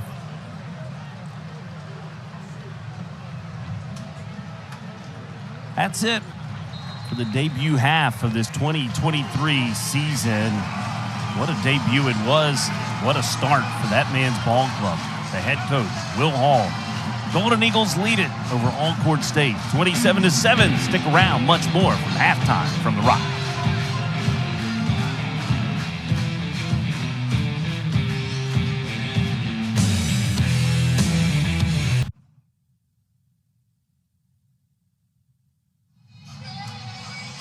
You hold a team to 0 passing yards in the first half, you get the banner. Here comes the Nasty Bunch. Boy, Dan O'Brien's defensive unit, LB, in that first half, really good. Now we get to see the Southern Miss Golden Eagle offense begin this third quarter. Yeah, I don't know if I can recall ever seeing an offense held to no passes in an entire half. And that's incredible for any defense to do, especially against a quarterback like a Tyler Macon, because he's got the ability to put the ball where he wants to put it. And I look for him to get some passes going, to get this offense going here in the second half. I'm sure that O'Brien and Hall both, as you see McNair there, on the sidelines. They're trying to dial up something to get the momentum. But you saw the sign that said, here comes the nasty bunch. Unfortunately for Alcorn, Southern Miss is going to receive the ball here to start the third quarter, already up 27-7. Now, this is a big series right here. Alcorn needs to come out, get this offense of Southern Miss off the field, get Tyler Macon back on the field, and give them an opportunity to come down and score and get this ball game from a 27-7 deficit to a closer ball game and possibly come back here in the second half. Lorenzo Garcia will kick it away for Alcorn. His only kickoff attempt was that really good decision made by Antavius Willis. It went out of bounds at the 2-yard line. Third quarter action underway. It'll be Willis from the 1. Antavius Willis up across the 24-yard line. They will officially mark him down at the 25. LB, when I say Billy Wiles, you say? Well, he described himself as a winner, and he's 2 quarters away from being that here in his first trip out on the field. But I do see the leadership qualities that Hall was talking about. I see the guys have confidence in him. He called him very cerebral, very accurate passer that could move around. But most of all, he called him a leader. And he's got he's got Edwards there as well, with a lot of the same characteristics. So he's very happy with his quarterback situation that he has on campus now. It is Wiles to start the third quarter. Downfield finds Jacarius Caston, and this Golden Eagle offense picking up right where they left off in the opening half. Will Hall mentioned Billy Wiles, said he was caught up in the numbers game at Clemson. He was actually stuck behind 2 number 1 recruits in the country, one of them being DJ Ugalele. As you see, Wiles back across the middle again to Caston. Well, both of those passes, we talked about how he's so accurate on the shorter 15 to 20. Both of those passes were 25 to 30, 35-yard passes, right on the money. Back-to-back passes down the field, putting Southern Miss back in the red zone. Will Hall talked about how excited he was, as you see the replay of the pass, how excited he was this year about having fun again with the offensive play calling. And it looks like, I think what he's saying is we're going to be able to open up the playbook a little bit, have a little bit more variety, have some other options. And so far tonight, that's what we've seen. Looks like man at the bottom of the formation. Wiles is going to the top of the formation. And this is intercepted. The Braves find it in their hands. That's Robert McDaniel, the nickelback, as it looked like Wiles was trying to throw the back shoulder throw to Jacarius Caston. Alcorn, 1st and 10. But instead he finds Robert McDaniel, who just shut it down in the front corner of the end zone. And we've mentioned McDaniel's name a lot tonight. He's made some big plays, none bigger than this right here, as Southern Miss had gotten 2 big plays down the field to get this on the doorstep of another score. And just like that, McDaniel steps up. And I will say this, he runs it out of the end zone right here. Looks like he might have stepped out of the end zone, but he was running the ball out of the end zone. And it looked like the Southern Miss players had just kind of thought the play was over. But they were very fortunate Southern Miss was very fortunate to have tackled him when he did. Quarterback change being made for the Alcorn State Braves. Aaron Allen, wearing number 4, is in. He leaves it into the belly of Jarvion Howard. Hit and stopped and dropped. Hayes Maples is there. Allen is the returning starter from a year ago, started 8 games for this club. Well, and I'm sure McNair wants to get both of these guys some action tonight, and exactly what he's doing here as we start the second half. Again, trying to get this Alcorn State, give them a spark, if you will, offensively, trying to get something going against this Southern Miss nasty bunch defense. He's a guy who threw for 1,424 yards a year ago, 8 touchdown passes, 7 INTs. In trouble here. He is going to throw this away from the end zone. That could be deemed intentional grounding. If it is, it would be point. Intentional grounding. Quarterback was outside the pocket, and there was a receiver in there. Outside the pocket. Says our referee, Trennis Livingston, right on cue. And that's a smart play because he had nothing. Southern Miss, you see, he drops back. He's looking. He feels the pressure, gets out of there, gets out of the pocket, and then smartly throws the ball out of bounds to live another day. And now it brings up 3rd and 10 against this Golden Eagle defense. They were 0 for 4 was Alcorn State in the first half on 3rd down conversions. 3 wide receivers set. Howard to the right of Aaron Allen. Pressure coming. Allen spinning it downfield, and it is batted away. What nearly was another interception. He almost had his 3rd interception of the game. Went up like a receiver, got up to the highest point that he could, got both hands on the ball, and the receiver actually did a pretty good job of making some contact, I believe, here. If you see the pass thrown, and then it comes up and gets making sure that there's not an interception. But it does bring up a 4th down. Southern Miss should get good field position here as Alcorn is on to punt, JB. Caleb Darbone has been busy. 3 punts, but he's been doing work. 44.7-yard average. This a line drive kick right at Ty Mims. Mims at the 50. Knocked off his feet at the 35-yard line. The Golden Eagle offense will take over when we return to Hattiesburg, Mississippi at M.M. Roberts Stadium.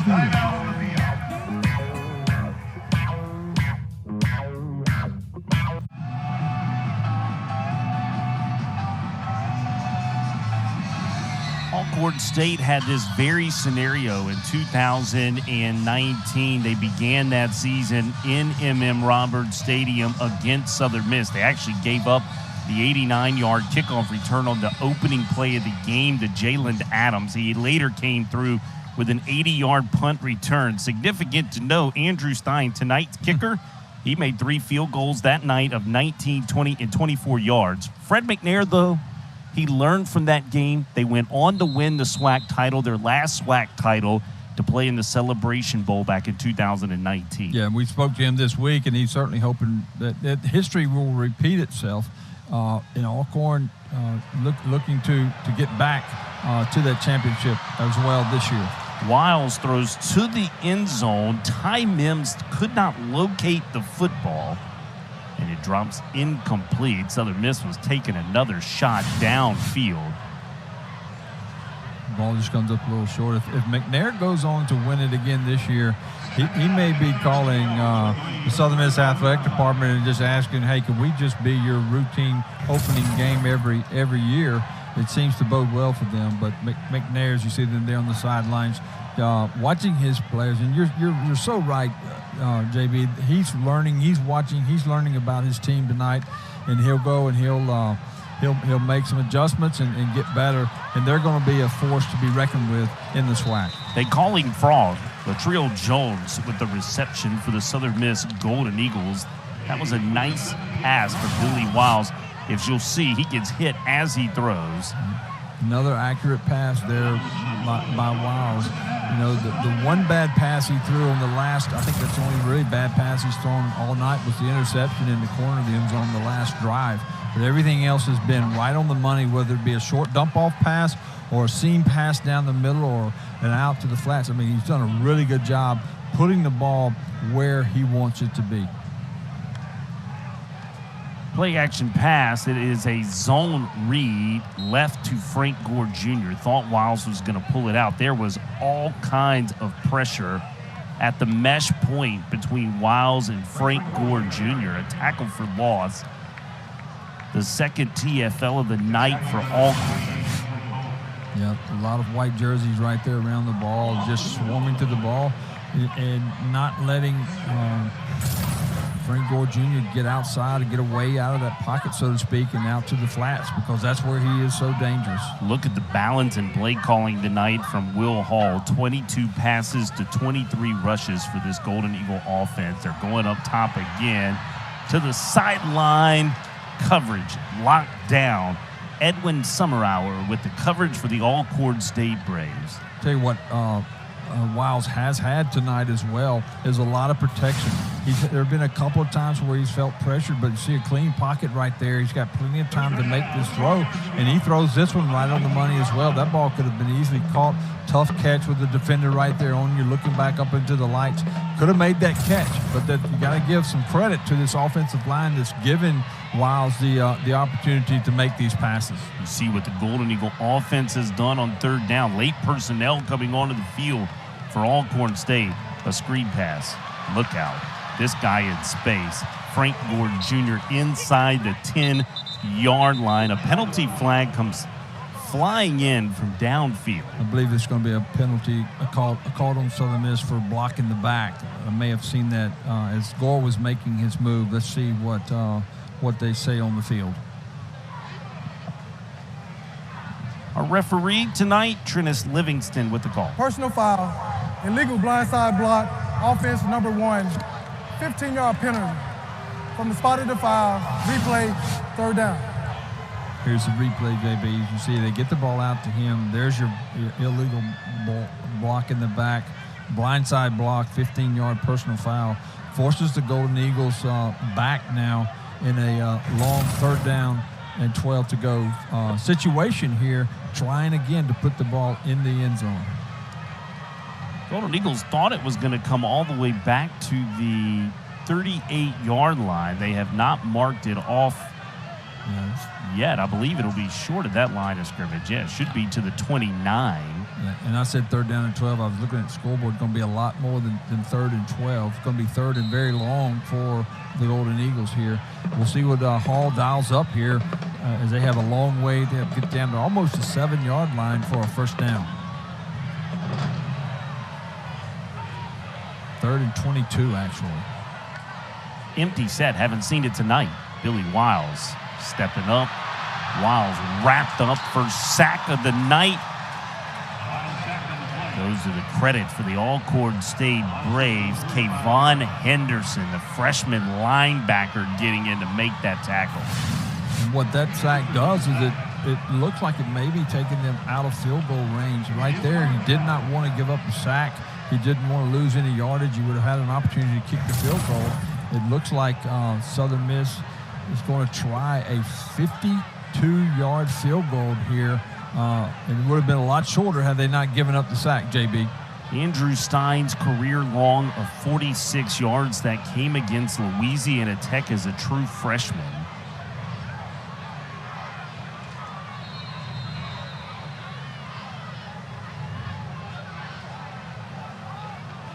I think Will Hall going to take the delay of game and probably put his punt unit out. Remains fourth down.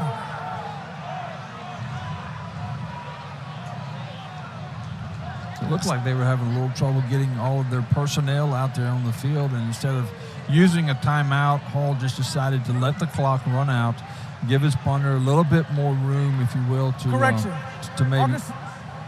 Alcorn has elected to decline the penalty. It'd be fourth down at the previous spot. Well, they declined the penalty, so now if Hall wants to go back and try the field goal, he might. He may be shuffling back and forth here. He was going to originally go for a field goal. They didn't have the personnel out on the field in time. Now it looks like he's changing his mind since Alcorn has declined it. Now they're going to go back and try the field goal. You don't see that decision much happen in the game of football, but Fred McNair said, I'd rather you try the 52-yarder than pin us back deep in the shadows of our own end zone. So Andrew Stein going to get an opportunity for a career-long kick. Yeah, I think I would have taken the penalty, especially seeing the punt team go out on the field. I think I would have taken the penalty. Let's see what happens. Stein, good. 52 yards, more points for Southern Miss. Timeout. 30-7, Southern Miss. A career-long field goal off the foot of Andrew Stein. Back to the court.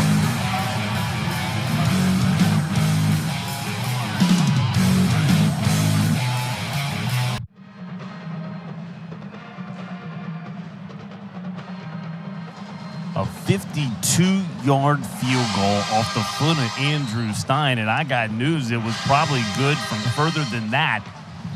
Third field goal of the night for Andrew Stein. What a weapon, Larry Boyd, for Will Hall in this Golden Eagle football team. Interesting sequence there.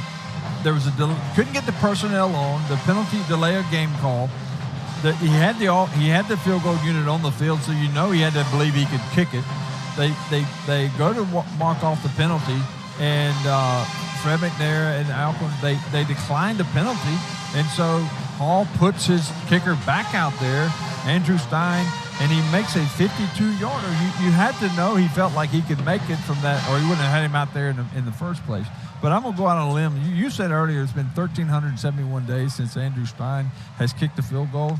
I'm going to go on record as saying it's not going to be another 1,371 before he gets another opportunity with the performance that young man has shown tonight. And this is just what goes to show you about what perseverance and patience will do for you. It is Akeem McNair getting to the outside. Connor Gibbs, the freshman, with a tackle. Touchdown-saving tackle at that by the kicker. And Gibbs chopping Akeem McNair down, but a nice return. That's a longer return for the Alcorn State Braves than they had all of last year. Just 28 yards was their longest return last year. It's going to be their best starting field position as well. Gets to the outside, comes all the way in, and look at the tackle. Nice job of hitting him low, knocking him out of bounds there by the kicker. But Alcorn State, like you said, might possibly be their best starting field position that they've had tonight. Yeah, they've averaged starting at their own 21. Southern Miss, by the way, has averaged starting at their own 42.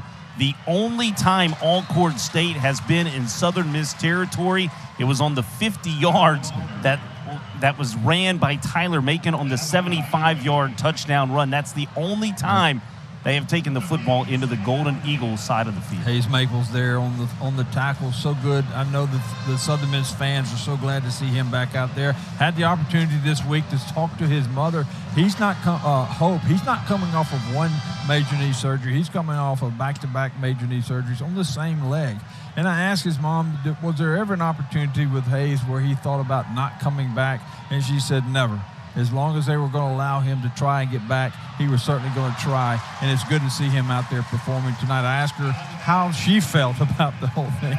And she said anxious, nervous, but above all else, grateful that her son has the opportunity to play the game that he loves so much.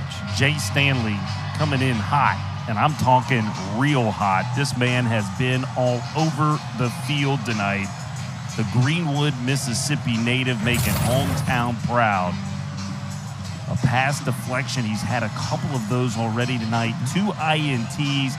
We've seen him on several tackles as well, living up to the All-American moniker as Jay Stanley.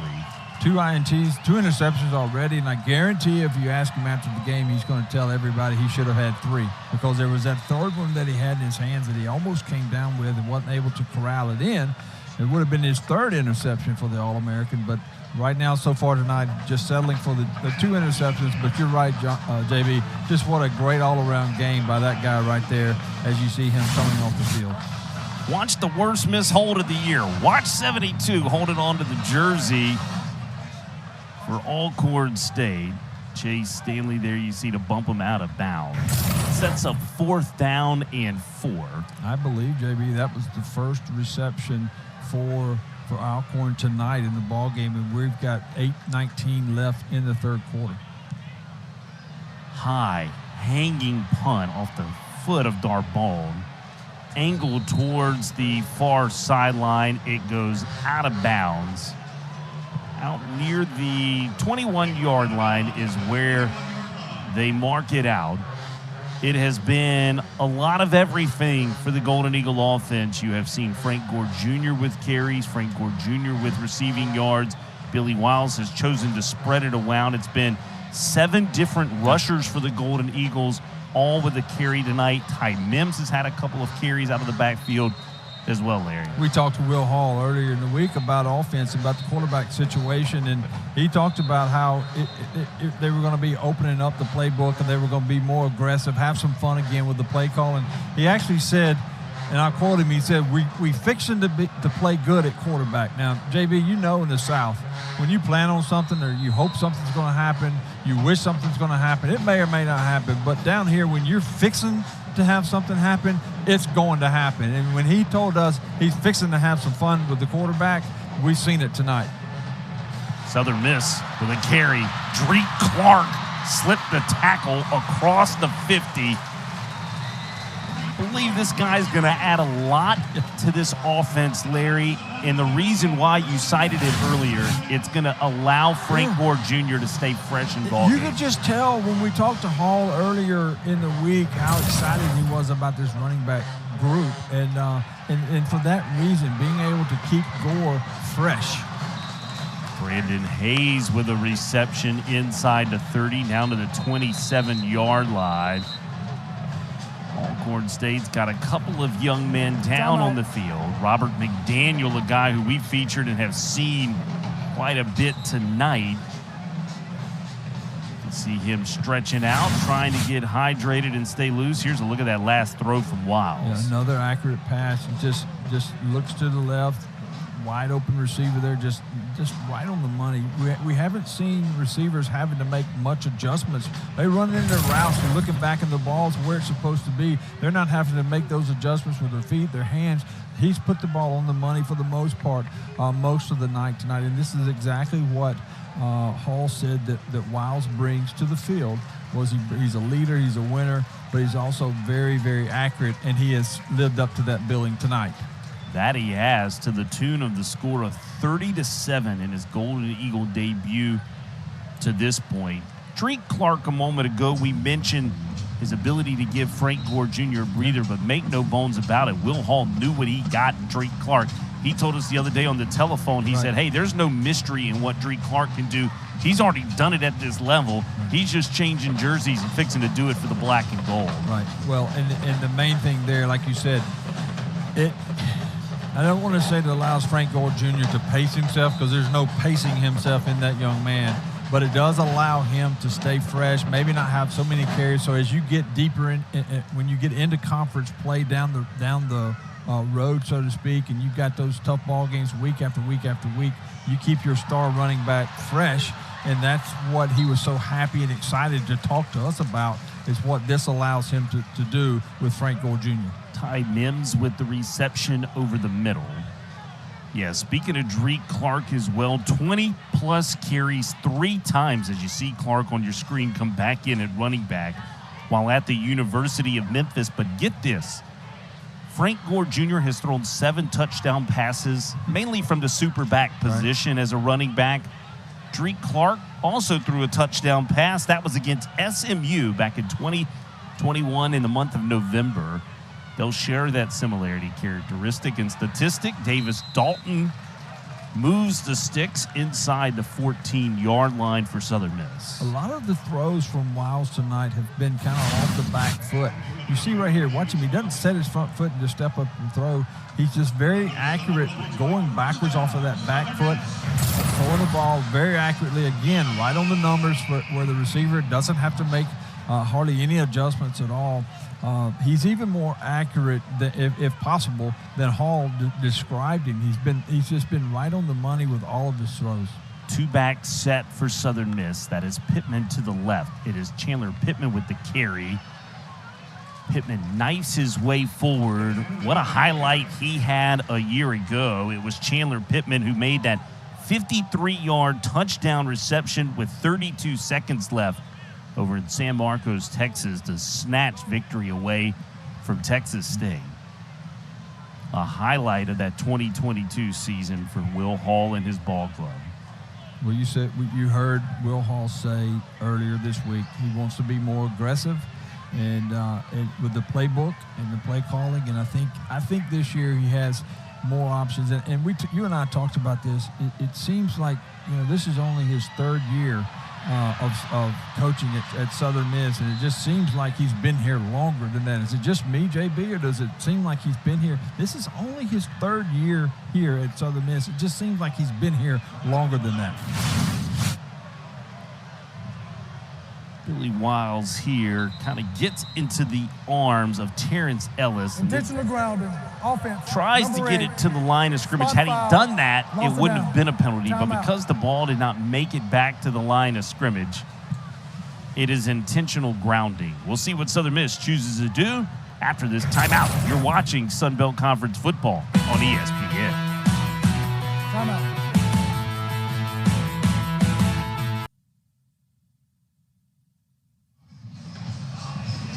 6th time in the last 7 seasons, the Southern Miss Golden Eagles have opened inside the friendly confines of M.M. Roberts Stadium, better well known as The Rock.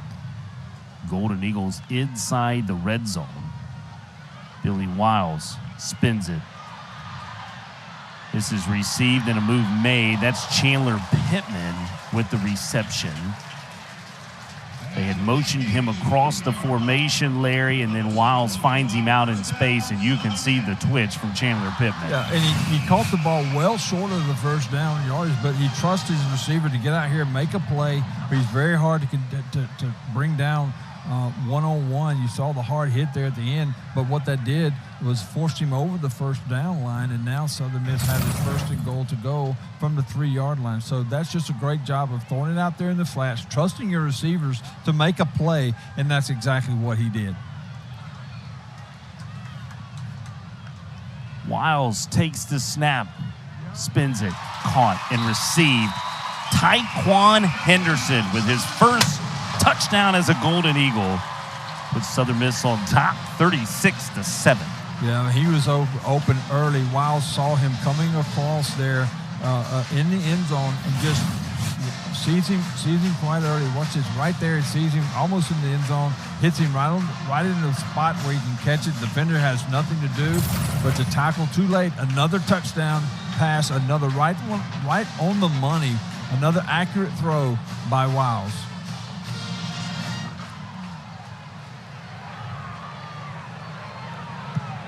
Good hold from the holder of the year candidate, Jake Lang. A little bobble on the snap, but he gets it down. Andrew Stein puts it through, 37-7. One thing, Larry, Will Hall mentioned as well, the efficiency of Billy Wiles in fall camp through the red zone as you watch that last touchdown pass to Tyquan Henderson. Tonight, Southern Miss 7 of 8 in the red zone.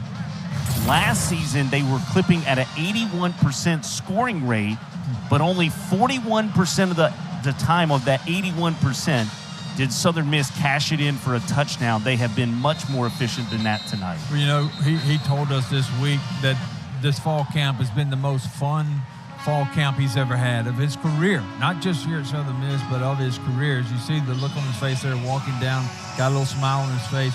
And now I'm starting to see why fall camp has been fun. Not many people talk about how fun fall camp is because it's hot, it's practice and practice and practice, and then you finally get to a game. But Will Hall said this was the most fun fall practice of his career.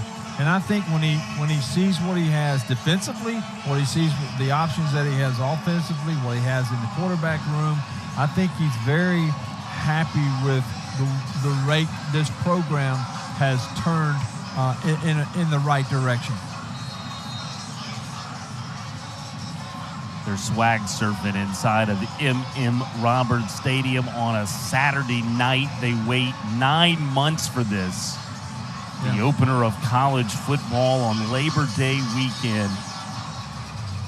And it has been all Southern Miss as Connor Gibbs, 1 yard deep into the end zone, coming out with it. This is Nico Duffy, the backup tailback to Jarvion Howard. He will get it across the 20, but not much further. Yeah, good coverage there by Southern Miss. Alcorn almost broke that. I thought they were going to get a little bit more out of that than they did, but good pursuit there by the gold jerseys to keep them, way down again in their area of the field around the 22-yard line.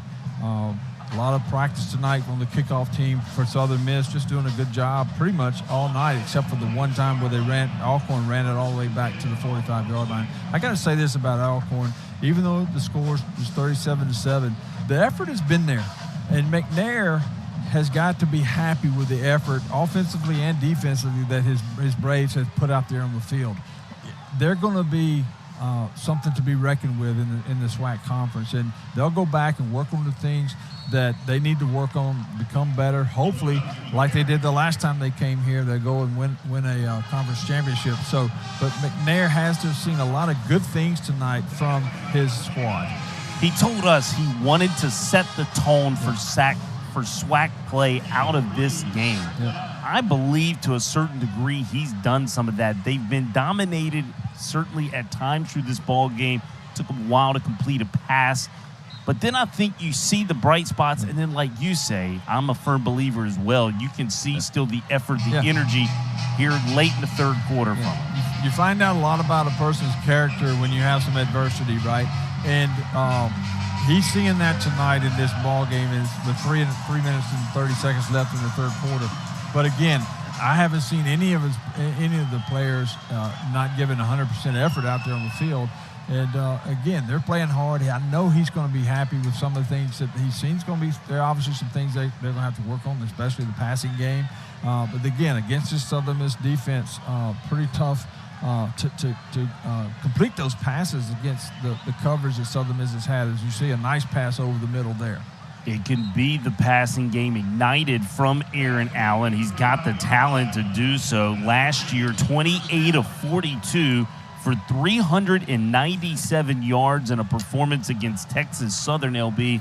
That saw him throw 3 touchdown passes in that win over Texas Southern for Alcorn. So it's Allen really that has shown the ability to throw. And then, of course, we saw the dynamite feat from Tyler Macon on that 75-yard touchdown run. You see his ability, that dual threat ability. Right. Yeah.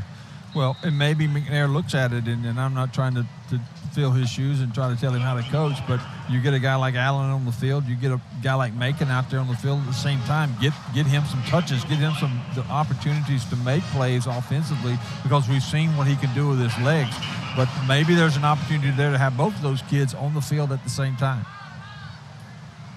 This is their 10th drive of the night. This is astonishing. It is their first one over 3 plays of a drive. That's complete domination and complete control of the opposing team's defense. And tonight it just happens to be the Southern Miss Golden Eagles. O'Brien has got to be very, very happy with the effort. Not only the effort, but the execution of his Southern Miss defense. You haven't seen a lot of breakdowns of missed plays. That one play, the 75-yard play, obviously was something they would like to have back. But for the most part, I think his defensive unit has been in the positions they're supposed to be. They've been calling the plays. And I would guess a lot of that has to do with the fact that you've got those linebackers back that he has out there on the field. Aaron Allen darting around, rolling to his right, dumps it off to Nico Duffy. He is chopped down. Coming up to make that tackle, that was Brandon Tolles. Little check down from Allen. See him making the nice little pass there on the move to a receiver, hitting and making a play. That's Dan O'Brien, the new DC, the new defensive coordinator for Southern Miss. He comes highly touted, LB. Spent 4 seasons at Alabama, won a national title with Nick Saban and Kirby Smart as their defensive analyst and grad assistant on the 2009 BCS National Championship staff.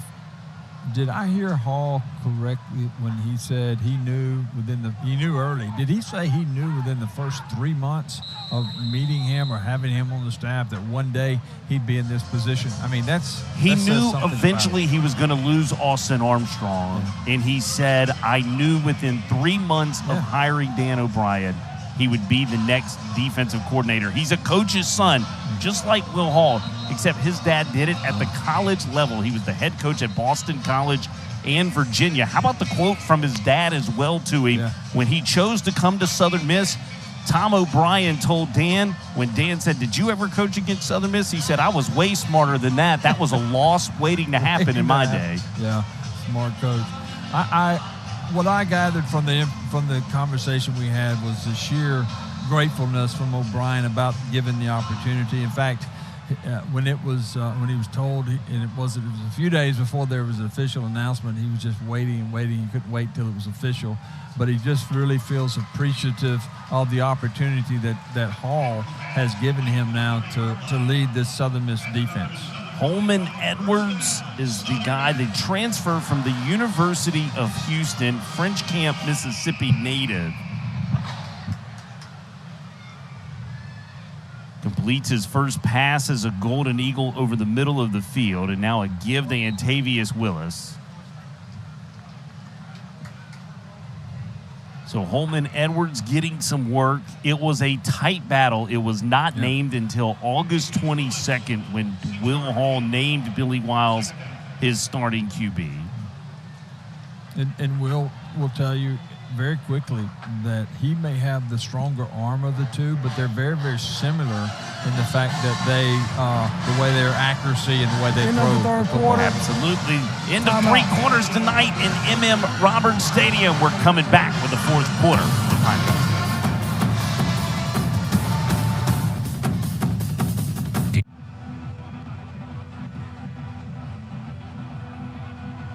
Here's how the coaches voted in the Sun Belt preseason poll. 5 teams in the East Division getting first place votes. And then on the West side, Troy, the heavy favorites to defend their title in the Sun Belt Conference. 10 first place votes with South Alabama. Kane Womack's Ball Club getting 4 first place votes. Southern Miss was voted 4th in that West Division. We're getting our first look at Holman Edwards as he gives on a jet motion to Antavius Willis, who stays inbounds, gets up across the 35-yard line. Edwards played 1 game for Dana Holgerson's Ball Club at the University of Houston. That was against Grambling as a Houston Cougar, but he had a prolific junior college career. He was 66 of 124 for 53% during a COVID-shortened season at East Central Community College. Empty backfield here. We're going to get to see him throw the football. Well, we thought we were going to, but nice pressure there by Alcorn and causing the sack on the quarterback Edwards there. So no, not getting to see him throw. Watch this. It just comes straight up the middle, and 2 of them there, 34 and 40 there for Alcorn on the tackles. Kamarja Kenny was the first guy there to make the sack on Holman Edwards. You speak of effort. That shows effort in a fourth quarter, Larry, from this Alcorn State defense, and it puts the punting unit out for Bryce Lofton. Sheldon Rush there on the tackle as well, just on the sack. Nice job there by the Alcorn defense. Lofton had 1 punt of 48 yards. And look at Chandler Pittman, Michael Caraway Jr. covering the punt, the starting corner for the Southern Miss Golden Eagles. Back for football, Hattie.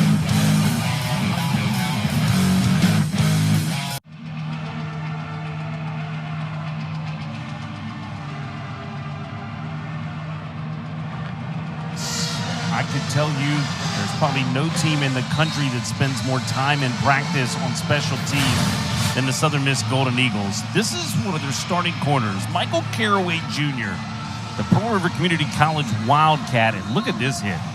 Just a nice effort there, getting down there almost immediately as the catch is made, making the play there. That's just effort, JB, getting down the field, having some pride, wanting to make the play, and most of all, enjoying what you're doing. I mean, you don't play special teams unless you just enjoy it, unless the coach is just making you play it, right? But he's a starter, and he wants to play special teams as well, and a great job there on the tackle. Aaron Allen straight ahead to Jarvion Howard.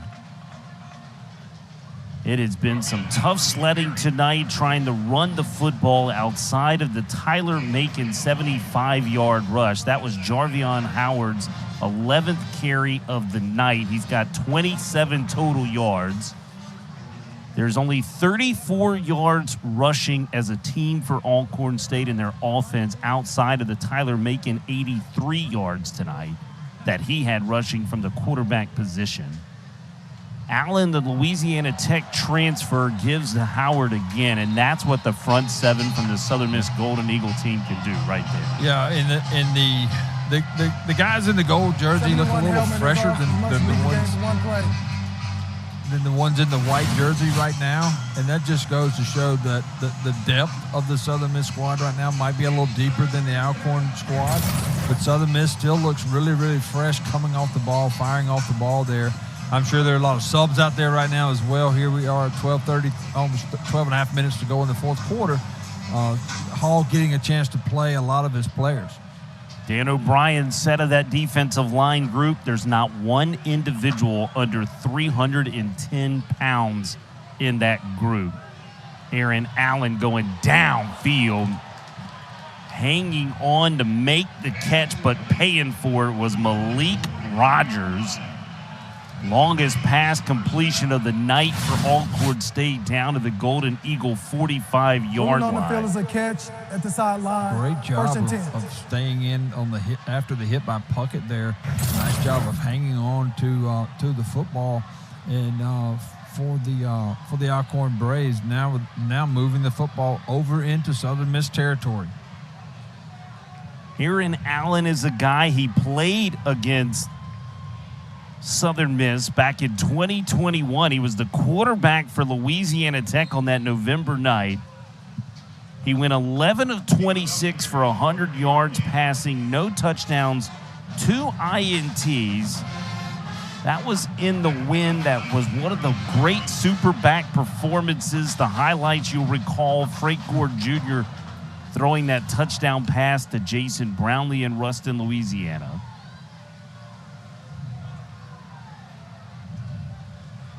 There you see McNair on the sideline still watching his players very closely, trying to see some bright spots here from this ballgame that he can take and use in practice next week, getting his squad ready to go on the road again another week, and then he'll come back home and play some games at home. But McNair has to, as you see him there, just still staring, watching his players intently. And, there's a lot of things that he can take from this game as far as positiveness that he can build on.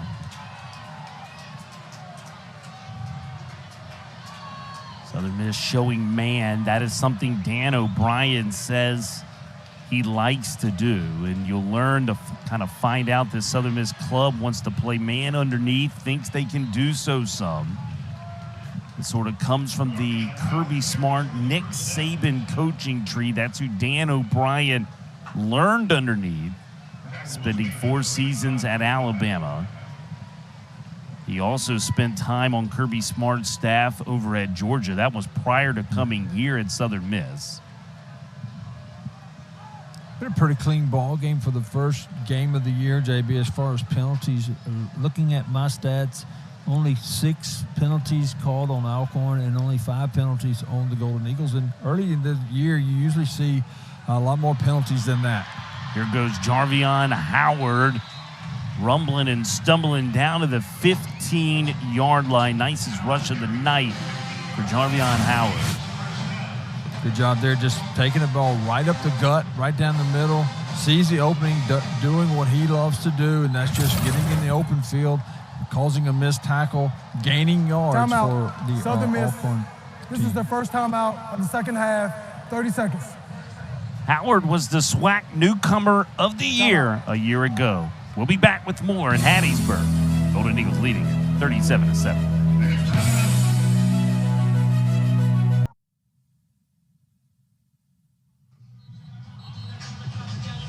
Alcorn State will stay on the road next week. They'll head out to Nacogdoches, Texas to take on WAC opponent Stephen F. Austin.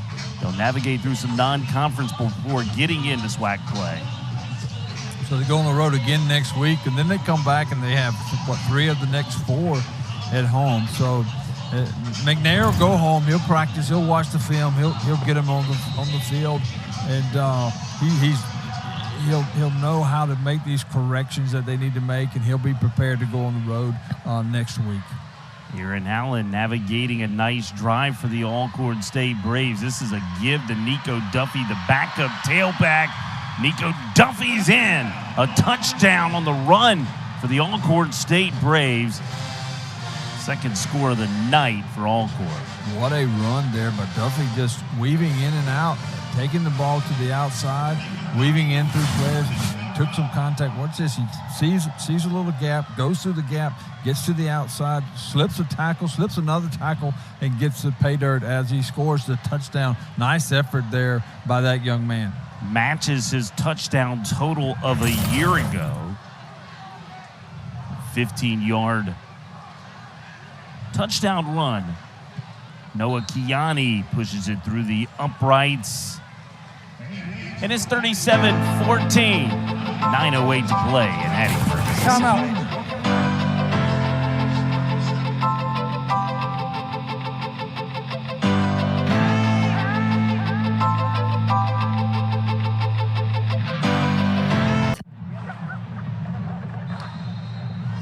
That's the road ahead for the Southern Miss Golden Eagles. They'll take their talents to Tallahassee. Nationally ranked Florida State, number 8 in the country. They'll play tomorrow against LSU. But how about this, LB? History, so funny sometimes.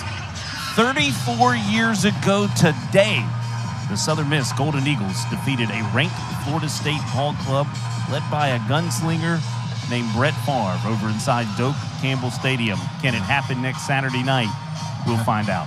Well, not many people knew that name back then, but they know it now, and what a career he had here at Southern Miss as well as in the pros. And I don't know, LSU's got Florida State's got a big test tomorrow night. There'll be a lot of fans in the Hattiesburg area rooting for LSU tomorrow night, but there'll be a lot of Hattiesburg natives rooting for Florida State tomorrow night.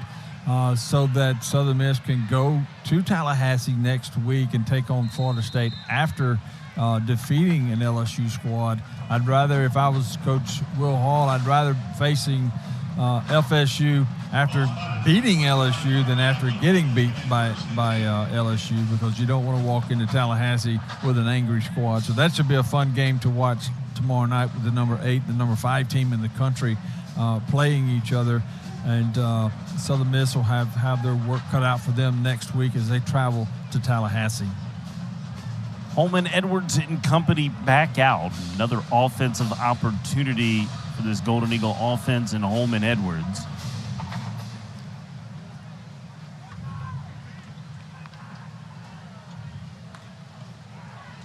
He gives the Antavius Willis. You can see the burst from the super back in Antavius Willis. He's a guy who can do it all.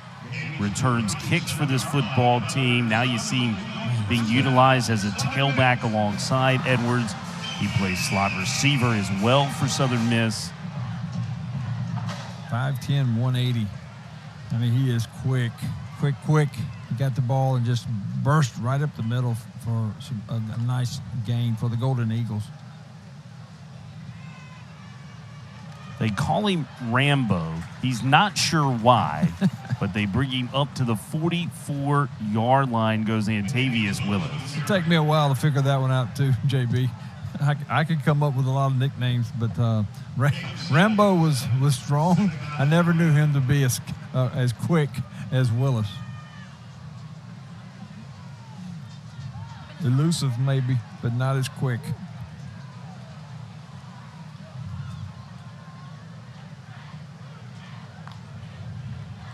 Edwards bobbled the snap right back to Willis. Alcorn State trying to rip at that football. He was having none of it. Giving up that pigskin was Antavius Willis. Momentum, I believe, will move the sticks. This Golden Eagle offense happy keeping it on the ground, trying to shorten this football game down, getting some work for the twos at this moment. Yeah. Will Hall mentioned he feels confident in that offensive line group. Well, though it's 37-14, wouldn't surprise me if we see him throw the football here, giving his quarterback an opportunity to get the feel and get a pass, and here you go. Edwards here, the route was jumped, read beautifully by Keenan Leachman, the free safety, but it goes right through his hands, incomplete.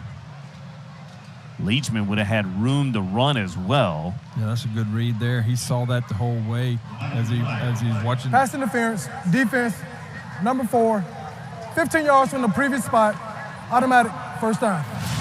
I was so entranced to Keenan Leachman, we missed the pass interference on exactly why. They were looking to go down to Tyquan Henderson, who was knocked down in his route. And the contact came before the interception, or almost interception as well. If he'd have made the contact with the football before the contact with the defending player on the offensive player, it wouldn't have mattered. It would have been considered a tip ball. But because there was contact before, then it was pass interference.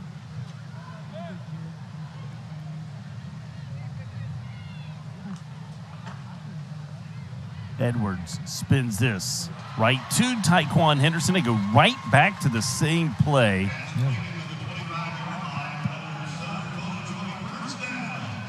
Nice strong pass again. Another dart down the field as he hits the seam. Watch this. He fakes the handoff, steps into it, just fires a little bit behind him. Nice grab there. Nice other miss in completing that pass. Henderson, a target that they inherited from Colin Community College. Already has a touchdown reception tonight, his first of his Golden Eagle career. Edwards goes out to Zay Franks to the 19-yard line. He caught that pass with a knee on the ground. JB, I didn't understand what had happened initially, but you watch as he goes down to get the ball, his right knee is down, so he's down right there in college. He's down, so play was called dead, and that's why you didn't see him trying to gain more yardage.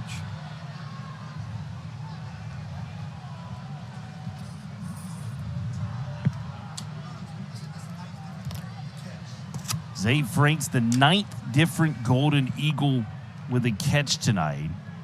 Edwards on the read, goes down, sacked, into the hands, that time was the linebacker Sheldon Russ out of Theodore, Alabama, getting the sack on Holman Edwards. Nice job on the sack there. Edwards saw him coming, got away from him initially, felt the pressure. I thought he was going to get away. Right here, he sees him coming, gets away from the pressure, but he just grabs onto that shirt tail and would not let go. Nice job there with the sack. And it's probably a good decision by Edwards. You could see Antavius Willis was his check down route, and he looked for a second. He was getting ready to throw, but he was in no position to make that throw, and instead just kind of ate it, got into the turf. That's a growing opportunity for Holman Edwards. And really for Will Hall, he'll compliment him when they review that film back to say, no need to do something crazy there. Yeah, I think he actually thought initially he was going to get away, but just those big hands got a piece of that jersey and just would not let go. A 41-yard attempt. He has hit a 52-yard attempt tonight. By the way, that's the second opener in the last 2 years with a 50-plus yard field goal. If you remember, Briggs Bourgeois hit one from 50-plus to send it to overtime last year in that 4-overtime loss to Liberty. Andrew Stein having a night. 4 field goals tonight for Stein, and he makes the 41-yarder, 40-14, Southern Miss.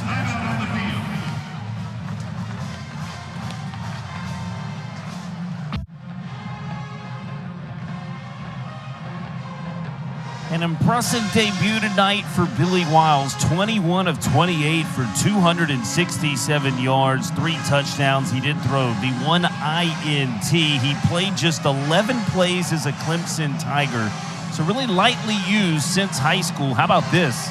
He walked off his high school career. He threw a 16-yard walk-off touchdown pass to win the Virginia State title in a spring COVID season for Billy Wiles. His last meaningful football was a walk-off touchdown pass until he got his debut here tonight. And what a thrill that must have been. And that was really the question mark tonight, was how would he play after such a long period of time elapsing since really getting in some quality play on the football field. And I think he's answered a lot of questions tonight coming in here.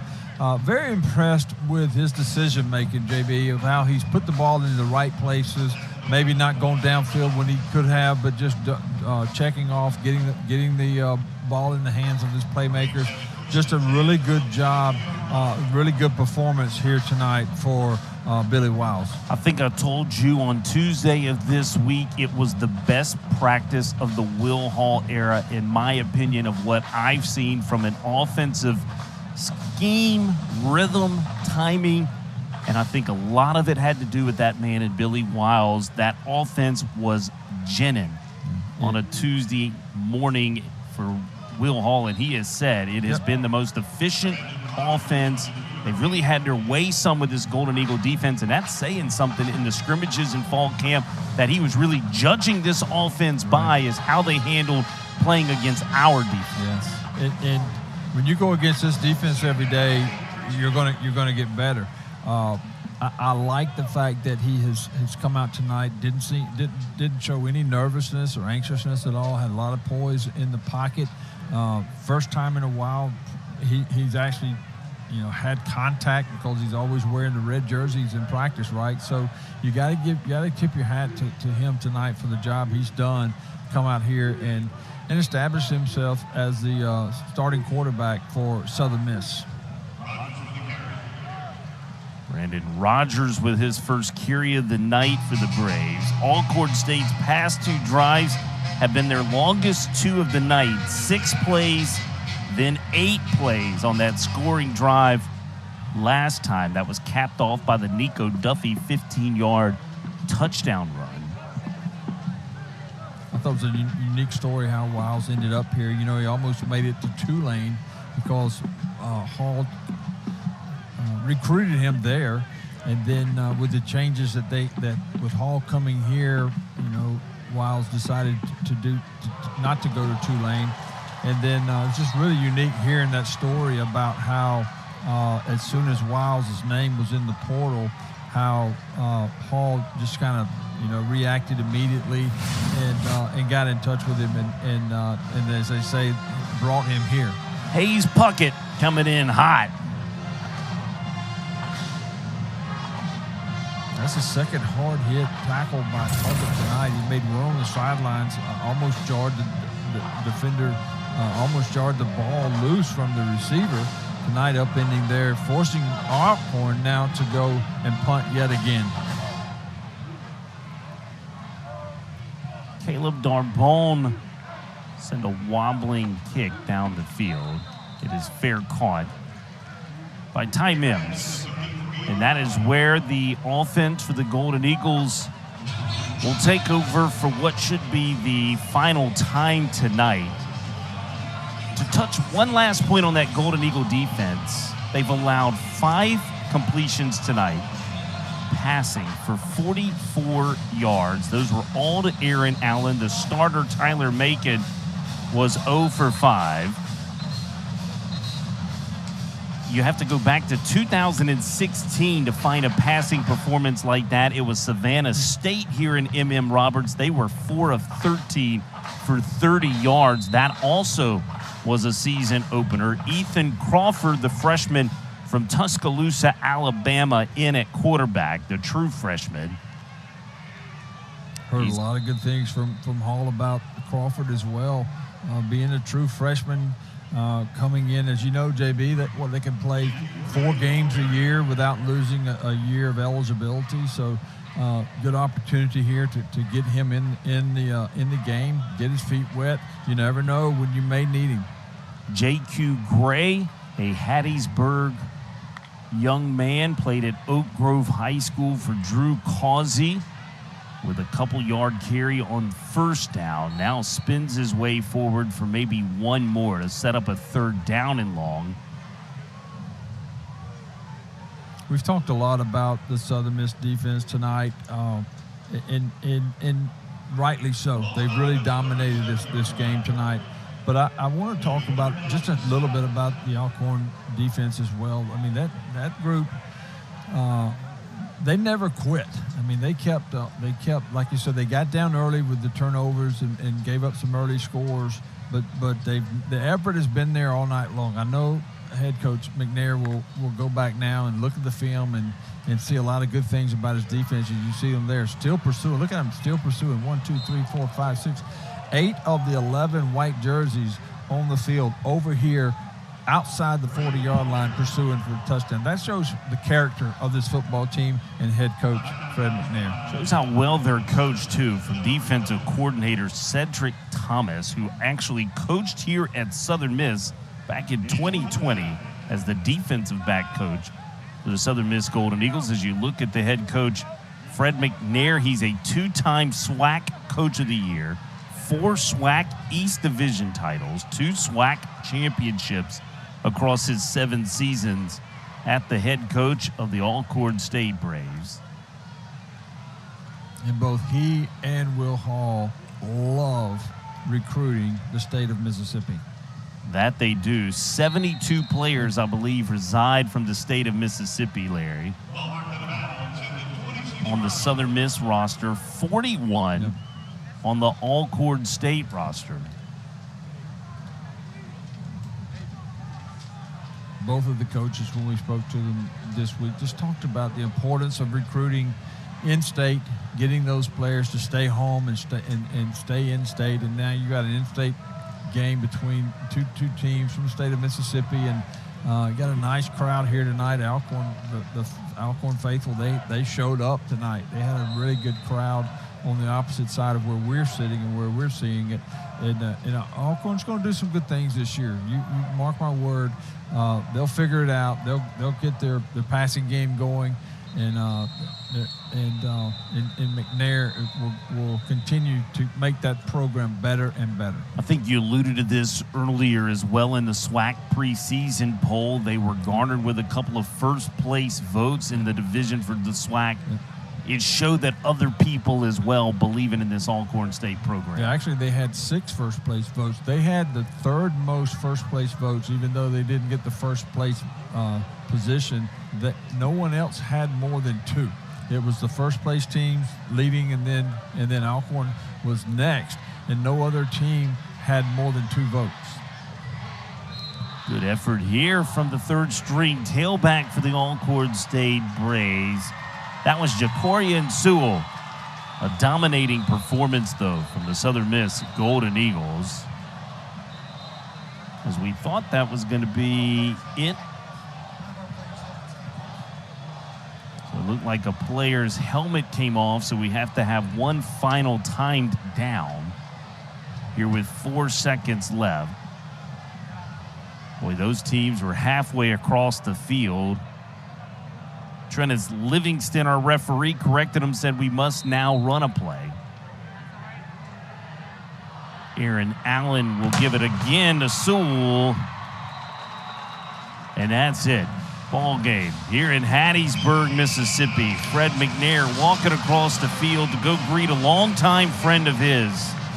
2 names synonymous with Mississippi football, McNair and Hall. What a start it was for the Southern Miss Golden Eagles, and INT on the 3rd play from scrimmage from Jay Stanley and LB. The Golden Eagles never looked back. Yeah, especially that defense. I mean, the defense gave the offense what they needed, some short fields. They took advantage of it with the accuracy of Wiles, and just a nice job with the running back group, if you will. The receivers as well. So many different receivers got their hands on the football tonight for Southern Miss. But that defensive, he said they had a chance to be stout. Well, they were stout tonight. The question will be, as they step up next week and go against Florida State, they're going to have to have another stout performance next week as well. That it was a fun night kicking off college football. We paid our respects to now the late Jimmy Buffett. On behalf of our color analyst, Larry Boyd, our statistician, Marty Wyndham, I'm Jason Baker.